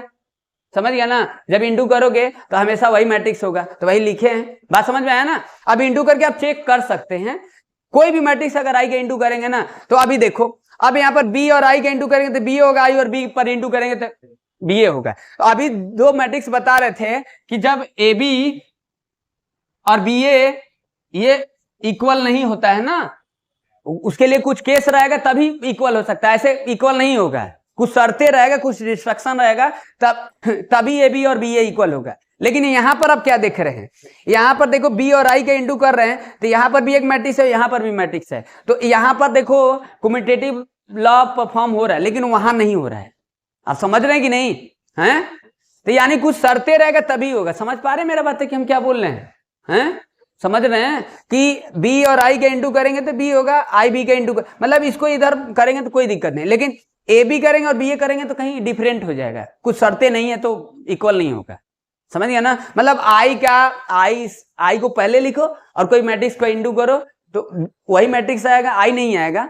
आई तो 1 यूनिट है ना, वो आइडेंटिटी मैट्रिक्स है, तो आई बी करो चाहे बी आई करो, बोथ आर सेम। समझ गया ना? यहां पर किसी मैट्रिक्स के साथ वो परफॉर्म कर देता है मल्टीप्लिकेशन, लेकिन उसमें नहीं करेगा। समझ रहे हैं कि नहीं? अब जैसे देखो, मान लो ए और आई का इंटू करना है, अब ए आई का इंटू करना है तो आपको क्या आएगा? ए और आई का इंटू करेंगे तो क्या आएगा? ए आएगा। अब आई ए का इंटू करेंगे तो क्या आएगा? ए आएगा। तो आई ए का इंटू भी करेंगे ना तो आपका क्या आएगा? ए आएगा। समझ गया ना? आई ले लीजिए आइडेंटिटी मैट्रिक्स और ए मैट्रिक्स ले लीजिए। हाँ, इस बात को ध्यान देना है कि मल्टीप्लिकेशन वाला पहले तो वो रूल देखना है। अब आई कुछ ले लो और ए कुछ ले लो अपने से, तो हर केस में नहीं ना होगा, मल्टीप्लिकेशन वाले तो पहले देखना है। अब आई मान लीजिए हम ऐसा ले लिए, आई ले लीजिए, देखिए 1 0 0 1 ले लिए, और यहां पर ले लेते हैं ऐसा कुछ कि ये मल्टीप्लिकेशन लगेगा ही नहीं। यहां पर कोई मैट्रिक्स ले लो, ए मैट्रिक्स, तो ये 2/2 है, तो यहां पर 2 तो पहले देखना है, ये ले लीजिए। तो क्या इस केस में होगा? नहीं होगा। देखो, क्या ये आई मैट्रिक्स ले लिए और ये ए मैट्रिक्स ले लिए, तो क्या इस केस में यही वाला मैट्रिक्स आएगा? नहीं आएगा। अरे ये पहले तो इंटू आपको देखना है ना, बात समझ रहे हैं कि नहीं? ये पहले आपको इंटू देखना है, तो इस बात को भी ध्यान देना है कि जब भी इंटू करेंगे तो पहले तो वो बातें ध्यान देना है जो मल्टीप्लिकेशन के लिए होता है कि कॉलम और रो को देखते हैं। समझ रहे हैं ना? तो यहां पर ये बात है। अब यहां पर देखिए, ये 2/3 है ना, तब यहां पर ये 2/3 वाला आएगा। आएगा ना, देखिए मिलाइए 2/3 का आएगा, क्योंकि देखो ये आप यहाँ पर वो चीजें नहीं देखना है कि इसका रो और इसका कॉलम देखना है, वो रो और कॉलम तो वो चीजें फुलफिल करेगा ही। जब यही मैट्रिक्स आ जा रहा है तो उसको देखने की जरूरत नहीं है।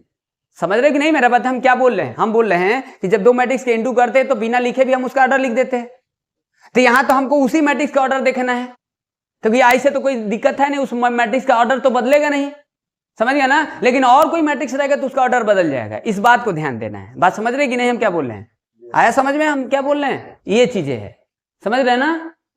चलिए और कुछ है उसको देखते हैं, मतलब प्रॉपर्टी वगैरह जो जो यूज होता है उसको देखते हैं, फिर देखते हैं क्या पढ़ना है हम लोग। अब जैसे मान लीजिए, देखिए जैसे मान लीजिए कोई एक मैट्रिक्स दिया है, सपोज कोई भी ले लीजिए, जैसे 3 2 1 4। अब देखिए क्या होता है ना, इसमें जब हम इनटू करते हैं, जैसे आप पढ़े हैं ना, जैसे x + y = 5 दिया है, मान लीजिए कोई लीनियर इक्वेशन ले लेते हैं, you can take this is linear equation, okay. हम किसी भी कांस्टेंट के इनटू कर सकते हैं, बोथ साइड कर सकते हैं ना, ये तो मैथ्स में होता है ना कि जितना इधर करेंगे उतना इधर करेंगे, समझ गया ना। मल्टीप्लाई, एडिशन, सब्ट्रैक्शन जो भी करते हैं ना, लेकिन यहाँ मल्टीप्लाई का बात करें ना कि एडिशन का बात कर रहे हैं। तो अगर हम 3 का इसमें इंटू करेंगे तो इधर भी 3 का इंटू कर देंगे ना, बोथ साइड मल्टीप्लाई। अब यहाँ पर 3 नहीं, यहाँ पर मान लीजिए k है, ऐसे k लिख देते हैं, अब ठीक है ना, कोई दिक्कत नहीं ना। आप एक एग्जांपल ऐसे लिख दे, k कुछ भी हो सकता है, k any integer, both side multiply, समझ गए। अब यहाँ पर भी कुछ ऐसे है, समझ गए ना। अब यहाँ पर जब हम इंटू करेंगे किसी भी कांस्टेंट का बोथ साइड, तो फिर कैसे उसको लिखेंगे, उस उधर कैसे लिखेंगे मैट्रिक्स में, इधर तो लिख लेंगे। जैसे हम मान लीजिए हम के ए लिख देते हैं, कहीं ना कहीं आपको पहले वाले से देखना है ऐसा क्यों हो रहा है। देखिए मैट्रिक्स में कुछ अलग है, डिटर्मिनेंट्स में कुछ अलग प्रॉपर्टी हो जाएगा, समझ गया ना। तो मैट्रिक्स में इस बात को ध्यान देना कि मैट्रिक्स में क्यों हो रहा है और डिटर्मिनेंट्स में क्यों हो रहा है। अभी देखिए हम क्या कर रहे हैं उसको देखिए, हम क्या कर रहे हैं, बोथ साइड हम किसी का इंटू करना चाहते हैं, जैसे जरूरत पड़ जाएगा, अभी हम रखेंगे क्वेश्चन कि जरूरत क्यों पड़ रहा है ये चीज को, समझ गया ना। अभी जो प्रॉपर्टी वगैरह बता रहे हैं उससे हम सारे से कोशिश करेंगे एग्जाम्पल लिखे कि कहाँ प्रॉपर्टी का यूज है, मतलब कैसे हम समझेंगे, समझ गए कि नहीं। चलिए ये अब के का इंटू करेंगे तो देखो 3 के 2 के 1 के और 4 के, ये हो गया। क्या किए, इवरी एलिमेंट में के का इंटू कर दिए, ये मैट्रिक्स में होता है। अभी क्यों हो रहा है इसका रीजन कब समझेंगे, जब system of linear equation solve करेंगे, समझ गया ना। वहां आपको रीजन इसका मेन मतलब समझ में आता है कि ऐसा क्यों होता है। मतलब मैट्रिक्स में हम क्या किए, इवरी एलिमेंट्स में इंटू करते हैं। अगर वही डिटर्मिनेंट होगा ना तो उसका कुछ बात अलग हो जाता है, वहां आपको ध्यान देना है, इससे ध्यान देना है और उससे ध्यान देना है, कंफ्यूजन होने लगता है, क्योंकि कहीं ना कहीं डिटर्मिनेंट्स और मैट्रिक्स आपस में मिले जुले हैं, समझ गया ना। क्योंकि मैट्रिक्स को ही हम डिटर्मिनेंट्स बना सकते हैं, सभी मैट्रिक्स को हम डिटर्मिनेंट नहीं बनाते हैं, कुछ उसके लिए डिटर्मिनेंट्स का कुछ डिफिनीशन होता है, अभी उसका बातें नहीं करेंगे, फिर कंफ्यूजन होने लगेगा। तो ये बात समझ में है प्रॉपर्टी। तो आप यहाँ पर क्या देख रहे हैं, यहाँ पर देख रहे हैं कि अगर आप किसी कांस्टेंट का इंटू करते हैं तो उसका ऑर्डर नहीं बदल रहा है, ऑर्डर नहीं बदलेगा ना, वो मैट्रिक्स का ऑर्डर वही रहेगा, समझ गया ना। जब कोई मैट्रिक्स पहले से इनिशियल टाइम में दिया, अब मान लो किसी का इंटू करना चाहते हैं, कोई भी कांस्टेंट का इंटू कर देते हैं, तो क्या उसका ऑर्डर बदल है, देखो 2/2 है, 2/2 है, समझ गए। तो ये चीजें हैं, बात समझ में है, समझ रहे कि नहीं। अब जैसे मान लीजिए यहाँ पर a + b लिखे थे और यहाँ b + a लिखे थे, तो अगर आप k का इंटू इधर करेंगे तो k का इधर इंटू करेंगे तो वो ये इक्वल होगा। जैसे a + b कम्यूटेटिव पहले लिखे थे +b b + a, ये इक्वल होता है, और जब k का इंटू कर देंगे तभी भी वो इक्वल होगा, समझ गया ना। अब ये इसका देखिए हम आपको थोड़ा सा एग्जांपल लेकर इसको समझाते हैं, इसकी जरूरत क्या है, जैसे एग्जांपल लेकर समझाते हैं, समझ गया ना। ये समझ में आया प्रॉपर्टी, ये चीजें है। अभी ट्रांसपोज, स्क्यू, सिमेट्री मैट्रिक्स वहां पर ये बताएंगे, और कुछ प्रॉपर्टी इसमें होता है, समझ गया ना। ये जैसे देखो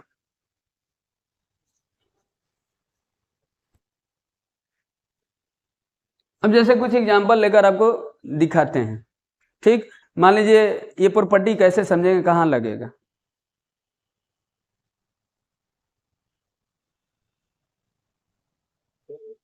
क्या है कि 2x + 3y = 2 3 4 0, ये आपके पास एक मैट्रिक्स दिया है, ठीक। और 3x + 2y इक्वल टू, इसमें आपको एडिशन वगैरह भी समझ में आ जाएगा, समझ गया ना, कोई दिक्कत नहीं है। अब देखिए ऐसा रखें कि आपको कहीं ना कहीं आपको प्रॉपर्टी भी समझ में आएगा और वो सॉल्व करने भी सीख जाएंगे और एडिशन वगैरह भी सीख जाएंगे। जैसे देखिए अब यहाँ पर दिए हैं, ये देखिए क्या लिखे हैं, ये पहले मतलब इसका समझिए। देखिए 2x है, स्मॉल x नहीं लिखे हैं, इस बात को ध्यान देना है कि 2x का मतलब है ट्वाइस है, मैट्रिक्स में 2 का इंटू कर रहे हैं। यहाँ पर बड़ा x लिखे ना कि छोटा x लिखे, ये मैट्रिक्स बता रहा है, यानी कोई एक मैट्रिक्स है x, कोई एक मैट्रिक्स है x नाम का मैट्रिक्स है, उसमें 2 का इंटू किए हैं, तो 2 का इंटू किए तो यानी सभी एलिमेंट में इंटू किए हैं, इसका मतलब ये है, समझ रहे हो ना। 3y का मतलब ये y कैपिटल है, तो स्मॉल नहीं है, दिस इज मैट्रिक्स, समझ गया ना। तो दो मैट्रिक्स को जोड़ेंगे तो मैट्रिक्स ही आएगा, ऐसे कुछ है यहाँ पर भी। तो हम यहाँ पर क्या चाहते हैं, हम यहाँ पर चाहते हैं x और y का वैल्यू निकालना है, समझ गया ना, x और y मैट्रिक्स हमको निकालना है, समझ गया ना।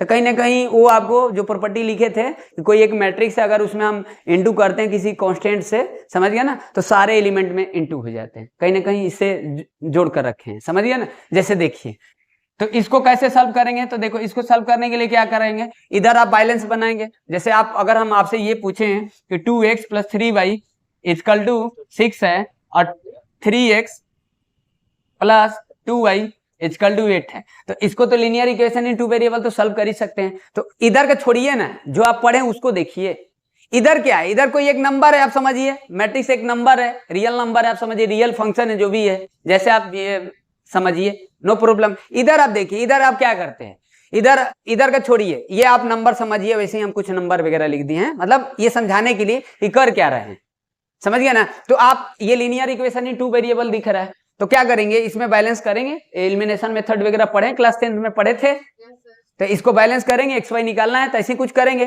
तो आप सोचो कि अगर हम इसमें मल्टीप्लाई इधर करेंगे तो कहीं ना कहीं इधर भी मल्टीप्लाई करेंगे, तो जब इधर मल्टीप्लाई करेंगे तो उसको लिखेंगे कैसे, अगर प्रॉपर्टी ना पता रहे। मेरा बात समझ रहे हैं, प्रॉपर्टी का मेन मतलब आपको समझ में आ रहा है, कहीं ना कहीं वो आपको हेल्प कर रहा है कि नहीं कर रहा है।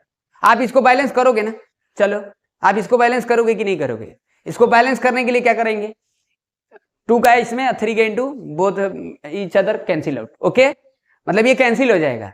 फिर इसमें करेंगे तो आप इसमें इंटू करोगे, इसमें भी इंटू करोगे बैलेंस करने के लिए, तो क्या इधर इंटू करोगे तो इधर नहीं करोगे, तो जब इधर इंटू करोगे तो लिखोगे कैसे जब नहीं पता रहेगा, तो इतना समझ गया ना, करते हैं। तो ये प्रॉपर्टी है, कहीं ना कहीं आपको क्वेश्चन में हेल्प कर रहा है, समझ गए। तो ऐसे ही कुछ है, ऐसे कुछ लेकर हम लोग पढ़ेंगे ना, तो फिर भूलेंगे नहीं, कभी नहीं भूलेंगे, ठीक।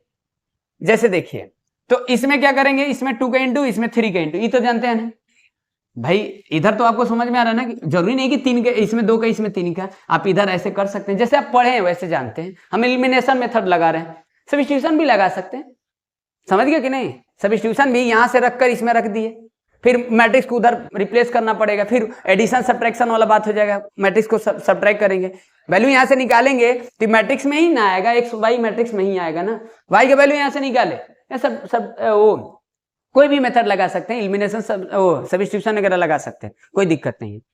तो मेरे को तो लग रहा है कि एलिमिनेशन लगा दीजिए, कोई दिक्कत नहीं, आप भी लगा सकते हैं, कोई भी बोल तो दी है कि कैसे भी हो जाएगा, आप सॉल्व करिए जैसे इक्वेशन सॉल्व करने आता था वैसे करना है, ठीक। तो इसमें देखिए 2 का इंटू कर दिए, इसमें 3 का इंटू कर दिए, इसको कैंसिल करने के लिए, इसको कैंसिल करने के लिए आप कर लेंगे, ठीक है। तो अब इसको क्या लिखेंगे, देखो 4x, ठीक, फिर क्या लिखेंगे 6y इक्वल टू, देखो अब 2 का इंटू करेंगे, तब देखो ये मैट्रिक्स वाला बात आ गया, ये वाला प्रॉपर्टी आ गया कि कोई के नाम का कोई के कांस्टेंट है, कोई एक मैट्रिक्स है, तो हम इसका इंटू करेंगे तो सभी में करेंगे के, मतलब यहाँ पर कुछ नंबर रहेगा, जैसे मान लीजिए ये, ठीक ना, ये बात समझ गए कि नहीं, ये इस तरीके से, तो कहीं ना कहीं आपको 2 का इंटू होगा उसमें, ठीक। तो ये आपको क्या कर रहा है, ये प्रॉपर्टी के काम इतना ही, और क्या है प्रॉपर्टी, बिना प्रॉपर्टी के आपको कहीं ना कहीं दिक्कत होता है, लिखने में दिक्कत होता है, समझ गया ना, कहीं ना कहीं आप कर ही नहीं पाएंगे, समझ गए, जो जरूरत वाला है वो लिख रहे हैं। चलिए तो इसका कितना लिखेंगे, 4 6 8 0 क्या किए, वही वाला लगाए, एवरी एलिमेंट्स मल्टीप्लाई बाय 2, समझ गया ना, 2 2 या 4 ऐसे इंटू किए। फिर यहां भी देखो 9x plus 6y equal to -6 3 -15। अब देखिए, ठीक, अब यहां पर देखिए क्या करते हैं, सब्ट्रैक्ट कर दें, इक्वेशन है तो सब्ट्रैक्ट कर देंगे, तो सब्ट्रैक्ट करके डायरेक्ट यहाँ लिख दे रहे हैं। चलिए देखिए, तो 4 9x 5x, ठीक, 5x हो गया इक्वल टू, अब देखिए अब क्या करें, सब्ट्रैक्ट कर रहे हैं ना, तो आपको वही सब्ट्रैक्शन वगैरह तो आना चाहिए ना। ये देखिए माइनस में है ना, माइनस में था ना 4 और 2, क्या 2 और 2, हाँ ठीक है। चलिए देखिए इसका इंटू किए थे ना, 6 6 3 15 लिखे थे ना, इसका इंटू किए थे 2 4 6 8 0 लिखे हैं। चलिए माइनस करिए तो देखिए 10, ठीक, तो 6 6 0, फिर देखिए 8 और 3 5, और फिर देखिए 0 और प्लस 15, ओके, ये ओके ओके माइनस 5x हो गया, 4 और 9x हो गया ना, ठीक है। तो ये हो गया 10 0 5 15 हो गया। चलो अब देखो, अब यहां पर x इक्वल टू -1/5, 10 0 5 15, ये अब देखो वही चीज है, वही चीज है ना। देखो अब यहां पर क्या करेंगे, अब इसको अंदर भेजना है, तो अब अभी तो बोले थे कि इंटू करो, तो डिवाइड भी तो कर सकते हैं।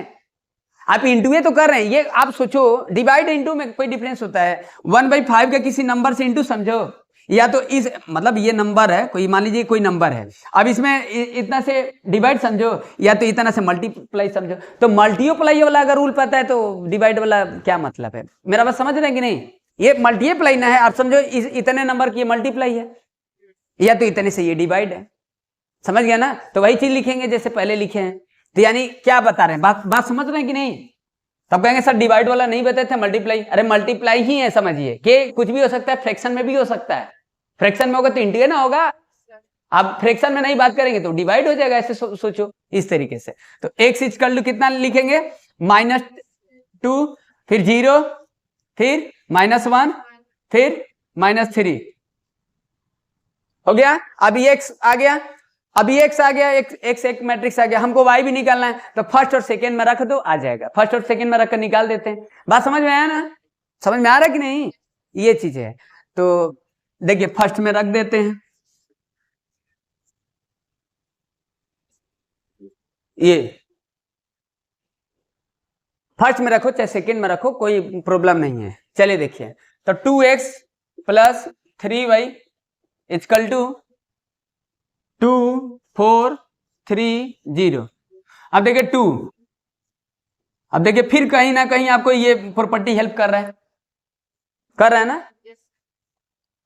तो पहले देखो, ये अगर 2 का इसमें इंटू कर देंगे तो फिर उसको भेजेंगे, तो फिर आपको एडिशन सब्ट्रैक्शन पहले आना चाहिए ना, इसीलिए पहले हम कुल बता चुके हैं कि कब ऐड करेंगे कब सब्ट्रैक्ट करेंगे।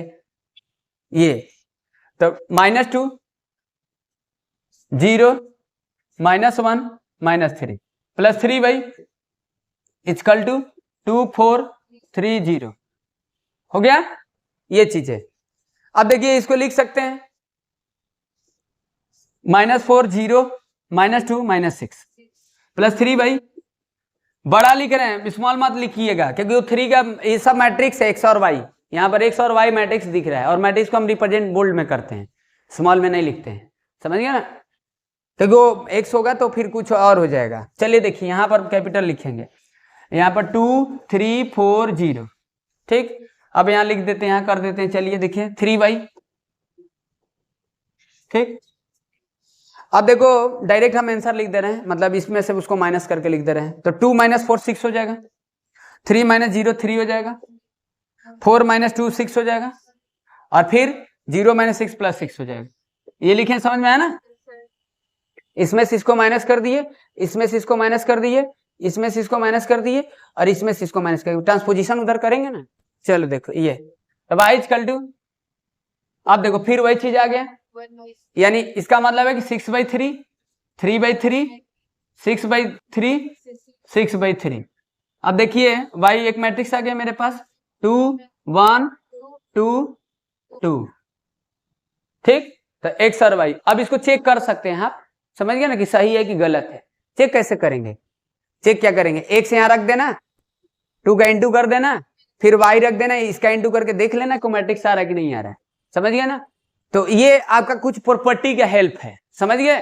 और वो जो प्रॉपर्टी बताए थे प्लस बी प्लस ए, वो कहीं कहीं पूछ देता है क्वेश्चन, तो वहां करेंगे, समझ गया ना। तो ये बातें हैं, बात समझ में आया। चलिए ठीक है, अब देखिए अब कुछ और प्रॉपर्टी है, तो कुछ टाइप्स वगैरह एक दो ठो बताते हैं, फिर उसके बाद बताते हैं कि किस पर लगेगा। जो यूज वाला वो बताएंगे, जो छूटा फूटा रहेगा फिर हम लोग पढ़ लेंगे, देख लेंगे, समझ गया ना। चलिए देखिए, क्योंकि मेरे को थोड़ा सा देखिए, सीक्वेंस में किसी को याद नहीं रहता है, हम इधर उधर बता रहे हैं, बस आपको एक सीक्वेंस ऐसा होना चाहिए कि बस समझ में आने चाहिए। इधर उधर हो जाता है तो कोई वो नहीं है कि जरूरी नहीं कि वो चीजें आएगा तभी ये चीज आएगा। हाँ, ऐसे ध्यान देना है कि जो चीजें देख रहे हैं वो अगला उसके बाद बता रहे हैं, तो वो चीजें समझ में आना चाहिए, ये जरूरी है। चलो देखो,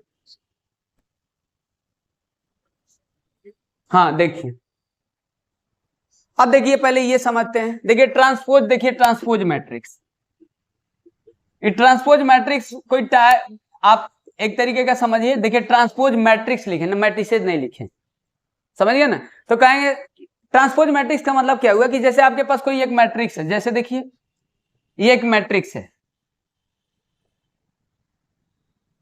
ठीक। अब इसलिए बता रहे हैं ना क्योंकि कहीं ना कहीं जो प्रॉपर्टी है वो अभी हमको समझना है, इसलिए बता रहे हैं। देखिए ट्रांसपोज मैट्रिक्स, अब यहाँ पर कौन सा मैट्रिक्स है, रेक्टेंगुलर मैट्रिक्स है। तो रेक्टेंगुलर मैट्रिक्स को भी आप ट्रांसपोज बना सकते हैं और स्क्वायर मैट्रिक्स को भी ट्रांसपोज बना सकते हैं। मतलब सारे रेक्टेंगुलर मैट्रिक्स होंगे उनको हम ट्रांसपोज कर सकते हैं, और जो स्क्वायर मैट्रिक्सेज होते हैं उनको भी हम ट्रांसपोज कर सकते हैं। ट्रांसपोज का मतलब है ऐसे, आप ये आप ऐसे भी लिख सकते हैं, पावर टी लिखे हैं ऐसे, पावर टी दिख रहा है, कंप्लीमेंट जैसे दिख रहा है, डैश लगा है, समझ गया ना। दिस इज ट्रांसपोज, समझ गया ना। तो ट्रांसपोज का मतलब क्या हुआ कि कहने का मतलब क्या है ना कि रो और कॉलम को आपस में चेंज कर देते हैं। अब कहेंगे सर इसकी क्या जरूरत पड़ा है, इसकी जरूरत आपको हम आगे समझाएंगे, अभी बताएंगे ना तो थोड़ा सा दिक्कत जैसे लगेगा, समझ गया ना। जब डिटर्मिनेंट पढ़ेंगे ना तो वहां आपको जरूरत है। आप सोचो कि x plus Y equal to 5 है, इतना भी समझिए, और 2x plus 3y equal to 10 लिख दिए। तो आप सोचो ऐसे कि अगर उसको ऊपर लिख दें 2x plus 3y equal to 10 लिख दें और इसको नीचे लिख दें, तो क्या आप इतना समझिए कि दोनों को, अगर इस दोनों इक्वेशन को सॉल्व करें, ये दोनों इक्वेशन को सॉल्व करें, कोई डिफरेंस होगा सोल्यूशन में, कोई डिफरेंस होगा कहीं ना कहीं, वही बताता है। अभी आगे समझाएंगे तो समझ में आएगा, बात समझ गया ना, समझ रहे ना। कहीं ना कहीं सिस्टम ऑफ लीनियर इक्वेशन से अटैचमेंट है, बता तो दिए हैं पहले, समझ गए। यानी यहां पर देख रहे हैं बदल रहे हैं, तो इससे अलग बनाएंगे ना, ये मैट्रिक्स बनाएंगे ना, इस इक्वेशन से मैट्रिक्स बनाएंगे तो कुछ अलग दिखेगा, और इस मैट्रिक्स से बनाएंगे ना तो मैट्रिक्स अलग दिखेंगे, लेकिन सॉल्यूशन एक ही होगा, समझ गया ना। बात समझ रहे हो कि नहीं। तो ये चीजें हैं, तो ये आपको आगे समझ में आएगा। अभी बस इतना समझिए कि ट्रांसपोज कैसे करते हैं, इतना समझ रहे हैं ना, क्योंकि वो आपको इस टॉपिक में नहीं पढ़ना है। चलो ठीक है, तो क्या बता रहे थे ट्रांसपोज, समझ गया ना। ट्रांसपोज समझ लेंगे तो दो मैट्रिक्स और समझना है, सिमेट्री और स्क्यू सिमेट्री, और कुछ और छूटे होंगे तो फिर हम लोग उसको देख लेंगे, क्योंकि सिमेट्री और स्क्यू सिमेट्री से क्वेश्चन बनते हैं बोर्ड के एग्जाम में, उससे कुछ प्रॉपर्टी वगैरह होता है, प्रॉपर्टी समझाने के लिए उसको हमको बताना पड़ रहा है, समझ रहे कि नहीं, क्योंकि फिर छूट ही जाएगा। जैसे देखिए, तो यहाँ पर ट्रांसपोज का मतलब है कि रो और कॉलम को चेंज कर दीजिए, समझ गया ना। रो को कॉलम कर दीजिए, अब ये मत बोलना कॉलम को रो कर दीजिए, बतिया तो वही है, रो को कॉलम करो चाहे कॉलम को रो करो, करेंगे ये दोनों में से एक ही चीज ना, समझ गया ना। तो एक ही चीज बोलेंगे, रो को कॉलम कर दो, कॉलम को रो कर दो, बात एक ही है। तो रो दिख रहा है, ठीक, दिस इज ट्रांसपोज, ऐसे ट्रांसपोज बनाए हैं, समझ गया ना। तो अब देखो ट्रांसपोज मैट्रिक्स बना रहे हैं तो कहीं कहीं ऑर्डर एक जैसा भी हो जाएगा और कहीं कहीं डिफरेंट भी हो जाएगा। देखो रेक्टेंगुलर पहले से भी था और बाद में भी किए तो रेक्टेंगुलर हुआ। पहले ऑर्डर देखो उसका क्या था, 3/2 था पहले वाले मैट्रिक्स का, और जब दूसरा मैट्रिक्स मिला, जब हम उसका ऑर्डर बदल दिए, अरे वो ट्रांसपोज कर दिए, सॉरी ट्रांसपोज कर दिए, तो उसका ऑर्डर कुछ अलग आ गया, समझ गया ना। लेकिन कहीं ना कहीं आप देख रहे हैं, क्या देख रहे हैं कि वो रेक्टेंगुलर ही है, अब कभी वो स्क्वायर नहीं हो सकता है, ये भी ध्यान देना, ये लोग नहीं ध्यान देते हैं, समझ गए कि नहीं। यानी कोई भी मैट्रिक्स रहेगा ऑर्डर बदल सकता है लेकिन उसका नेचर नहीं बदल सकता है, वो जिस मैट्रिक्स से रहेगा उसी मैट्रिक्स से वो बात करेगा, कभी स्क्वायर नहीं बना सकते हैं। क्या रेक्टेंगुलर को अगर ट्रांसपोज कर दो तो स्क्वायर नहीं बन सकता है, समझ गया ना।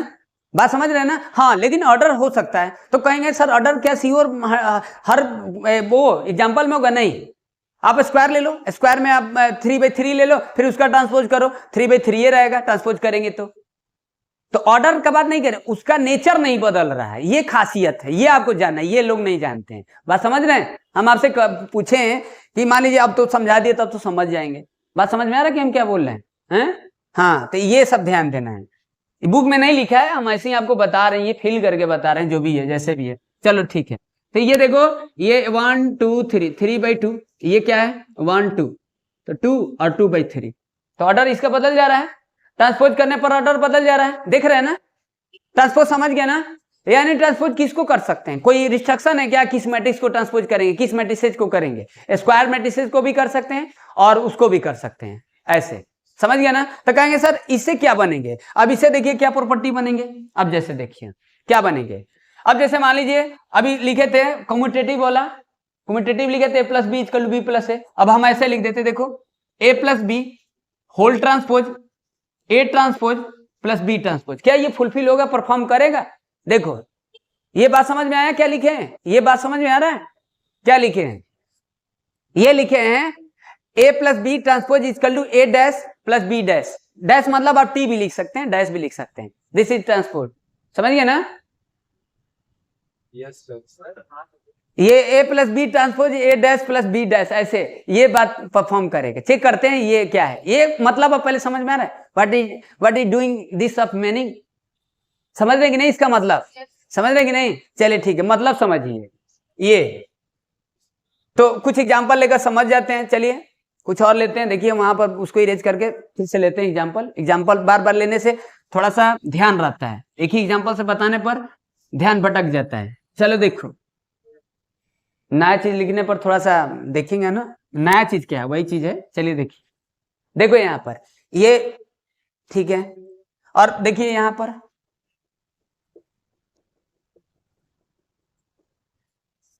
अब ऐसा मत लिख देना, यही तो आपको समझ में आना है, कहाँ परफॉर्म करेगा कहाँ नहीं करेगा। तो यही कुल प्रॉपर्टी है। आप समझ रहे हैं ना? कैसे याद रखेंगे? ये क्या, ये परफॉर्म, देखो ये पहला वाला तो करेगा, दूसरा वाला करेगा, तीसरा वाला तो ऐसे भी नहीं करेगा। कैसे करेगा? आपको पहले ही बता दिया कि a - b जो होगा वो b - a इक्वल नहीं होता है। जब ये इक्वल नहीं होगा तो इस पर डैश लगा दो, तो वो भी तो एक मैट्रिक्स ही होगा ना। तब कहीं ना कहीं आपको समझ में आ रहा है कि उससे लिंक कर रहे हैं, तो समझ रहे हैं कि नहीं? हैं?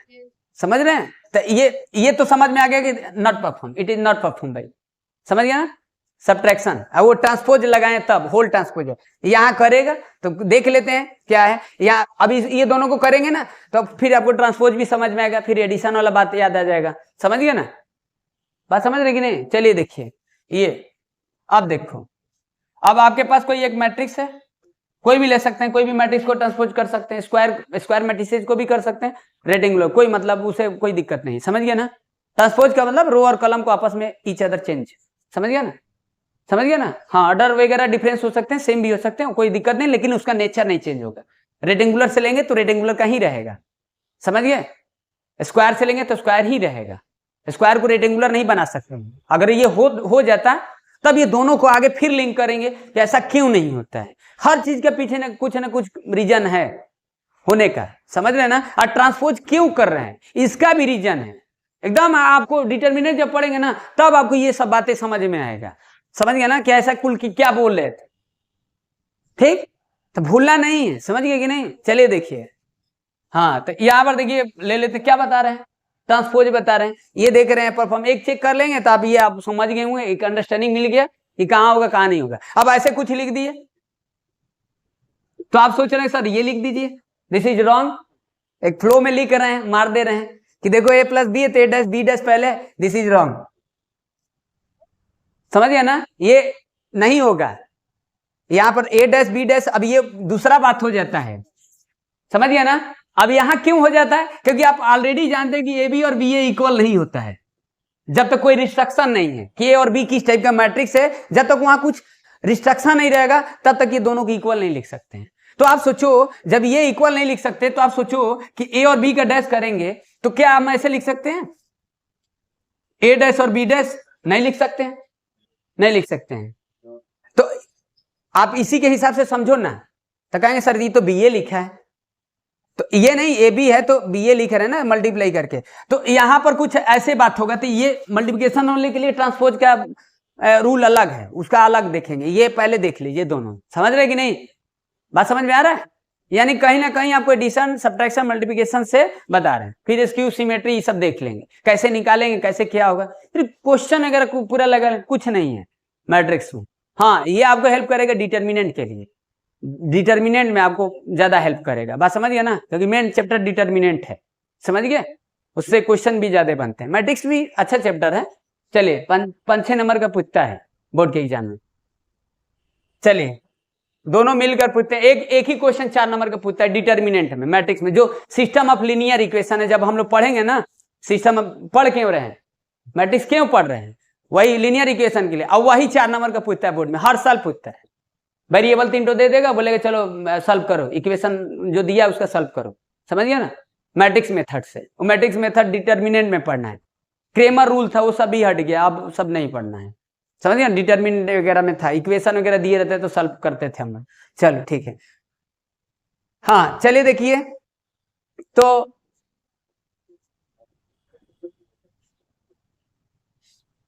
हाँ इस बात को ध्यान देना है। चलिए देखिए कि अब फिर देखिए, अब आप सोच रहे थे कि सर a प्लस बी, पहले तो इस बात को ध्यान देना कि दो मैट्रिक्स लिखेंगे ना, तो उनको ट्रांसपोज करेंगे, तो जब दोनों को ऐड करेंगे तो ऐड करने के लिए तो पहले ऑर्डर होना चाहिए ना। ऐसे अपने मन से 2 मैट्रिक्स ले लिए, क्या अपने मन से 2 मैट्रिक्स ले लिए और उसको ट्रांसपोज करके ऐड करने चले हो, कैसे हो जाएगा, सोचो।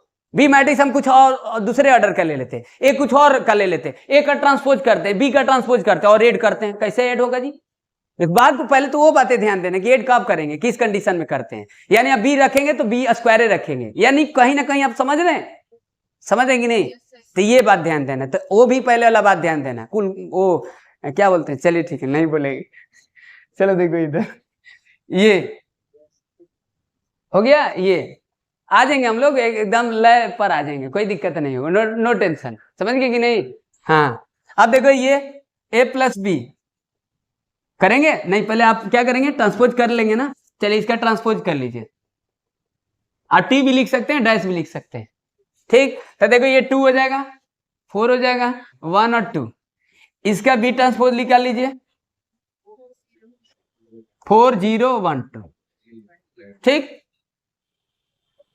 अब क्या है देखिए, अब दोनों को पहले सम कर लीजिए, पहले ये क्या है, दोनों का सम है, अलग अलग है, और ये दोनों का सम करके फिर ट्रांसपोज कर लीजिए, मतलब यही है, समझ रहे कि नहीं।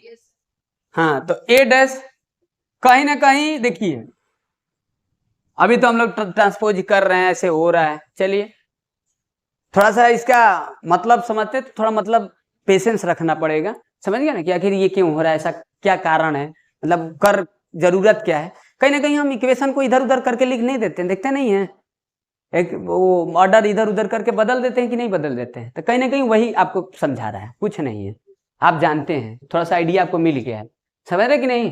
चलिए और देखो 2 और 4 6, फिर देखो 1 और 2, फिर 4 और 0 4, 2 और 2 4, ए ऑर्डर ए डैश प्लस बी डैश हो गया। अब देखो ए प्लस बी का होल डैश निकाल लो, तो पहले आप ए प्लस बी निकाल लो, ए प्लस बी निकाल रहे हैं, इसके इक्वल देखना है ना, देख रहे हैं ना, ये तो निकाल लिए, आरएचएस निकाल लिए, एलएचएस ये निकाल रहे, तो एलएचएस निकालने के ए प्लस बी निकालेंगे ना, तो ए प्लस बी का ए प्लस बी देख लीजिए, पहले जोड़ लीजिए,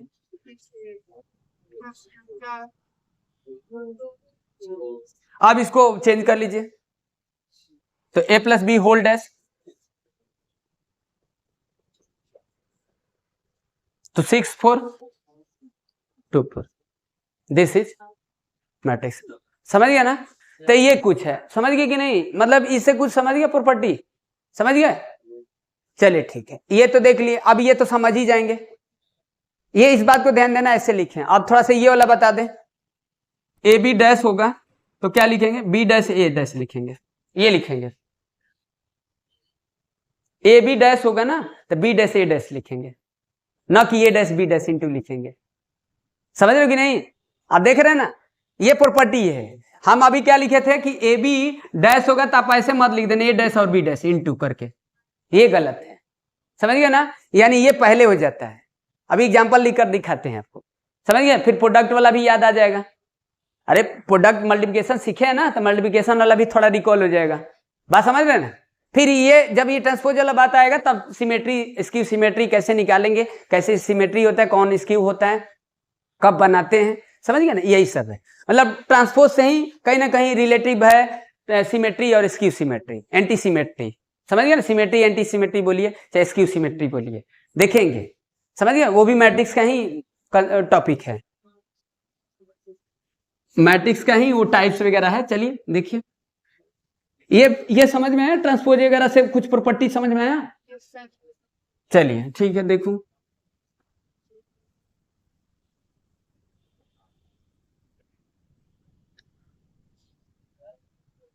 हाँ देखो, अब क्या बताने जा रहे हैं, ए बी डैश और बी डैश ए डैश, ये बहुत काम वाला है, ध्यान देना है, समझ गए। अभी ये आपको ये थ्योरम ही है, प्रूफ करो, ऐसे प्रूफ करने के लिए दे देंगे। ये तो with help of the matrix both are check कर रहे हैं, मतलब देख रहे हैं कि दोनों इक्वल है कि नहीं है, मैट्रिक्स की एग्जांपल लेकर कर रहे हैं, समझ गया ना। कुछ कहीं ना कहीं एग्जांपल नहीं लेना होगा, कुछ जनरल वगैरह लिख कर बताना होगा, तो उसको ऐसे करेंगे, तो वो सब भी होता है। मतलब आप इसको कुछ जनरल मैट्रिक्स लेकर समझाएंगे कैसे, ये चीजें समझ गया ना। ये तो हेल्प ऑफ वो मैट्रिक्स हो गया ना, समझ रहे ना। ये जो लिखे ये आपको ध्यान देना है, अपने से मत बना लेना है कि सर बोले थे प्लस बी डैश कर दिए थे तो ए डैश अब प्लस बी डैश लिख रहे थे, तो सर पहले तो ये लिख रहे हैं, इसमें मल्टीप्लिकेशन में ये आ जा रहा है। तो देखो मल्टीप्लिकेशन का कुछ बात अलग है, क्योंकि एडिशन सब्ट्रैक्शन का कुछ बात अलग है। मल्टीप्लिकेशन से कोई लेना देना नहीं एडिशन का, कोई हम यहाँ नंबर नहीं कर रहे हैं, नंबर का इंटू वगैरह नहीं कर रहे हैं, क्योंकि आप जानते हैं कि मैट्रिक्स का इंटू करने के लिए रूल अलग है, एडिशन करने के लिए सब्ट्रैक्शन के लिए रूल अलग है।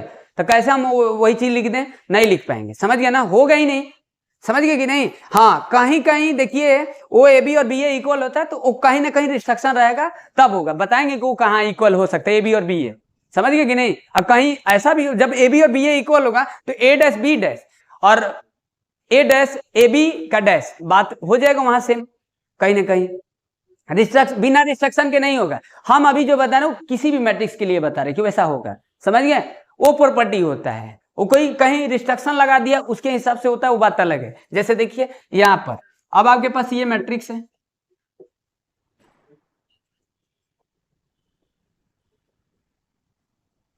अब हम ए बी पहले करते हैं बच्चे, ए बी प्रोडक्ट कर लेते हैं, ए बी करेंगे हम, ये था ना A B dash equal to B dash A dash, ये चेक करते हैं होता है कि नहीं होता है, इनटू है डॉट प्रोडक्ट है, समझ गया ना। चलिए ठीक है, तो आप पहले ए बी निकाल लो, तो ए बी निकाल देते हैं। अभी मल्टीप्लिकेशन तो सीख ही गए हैं, डायरेक्ट कर दें, कोई दिक्कत नहीं। 2 × 1 + 4 × 3, ठीक। फिर 2 × 2 + 4 × 4, देखिएगा सही कर रहे हैं ना, भूल नहीं ना कि रो और कलम वाला रूल लिख लेना, ऑर्डर लिख लेना, वो तो एक बार दो बार लिखे थे कि आप कभी भी लिख कर ही करिए, ठीक है। अब देखो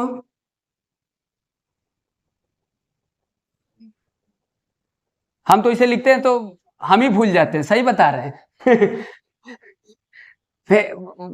जब कोनो चीज आ जाता है ना, तो फिर आप इजी एक रास्ता ले लेते हो ना, उसमें भी गलती हो जाता है, समझ गया ना। तो जैसे आप कंफर्टेबल वैसे ही करो, मेरा बात समझ रहे कि नहीं। वो जैसे हम बता रहे थे ना, तो देख रहे थे ना, कंफर्टेबल का मतलब होता है जैसे आप, जरूरी नहीं है अगर आप लिख लेते हैं तो कोई उसको लिखने की जरूरत नहीं है, जिसमें आप कंफर्टेबल उसमें लिखो, कोई दिक्कत नहीं। ए बी इक्वल टू, सही है ना, देखे है ना, रो कलम रो कलम रो कलम, ठीक है, चेक करो।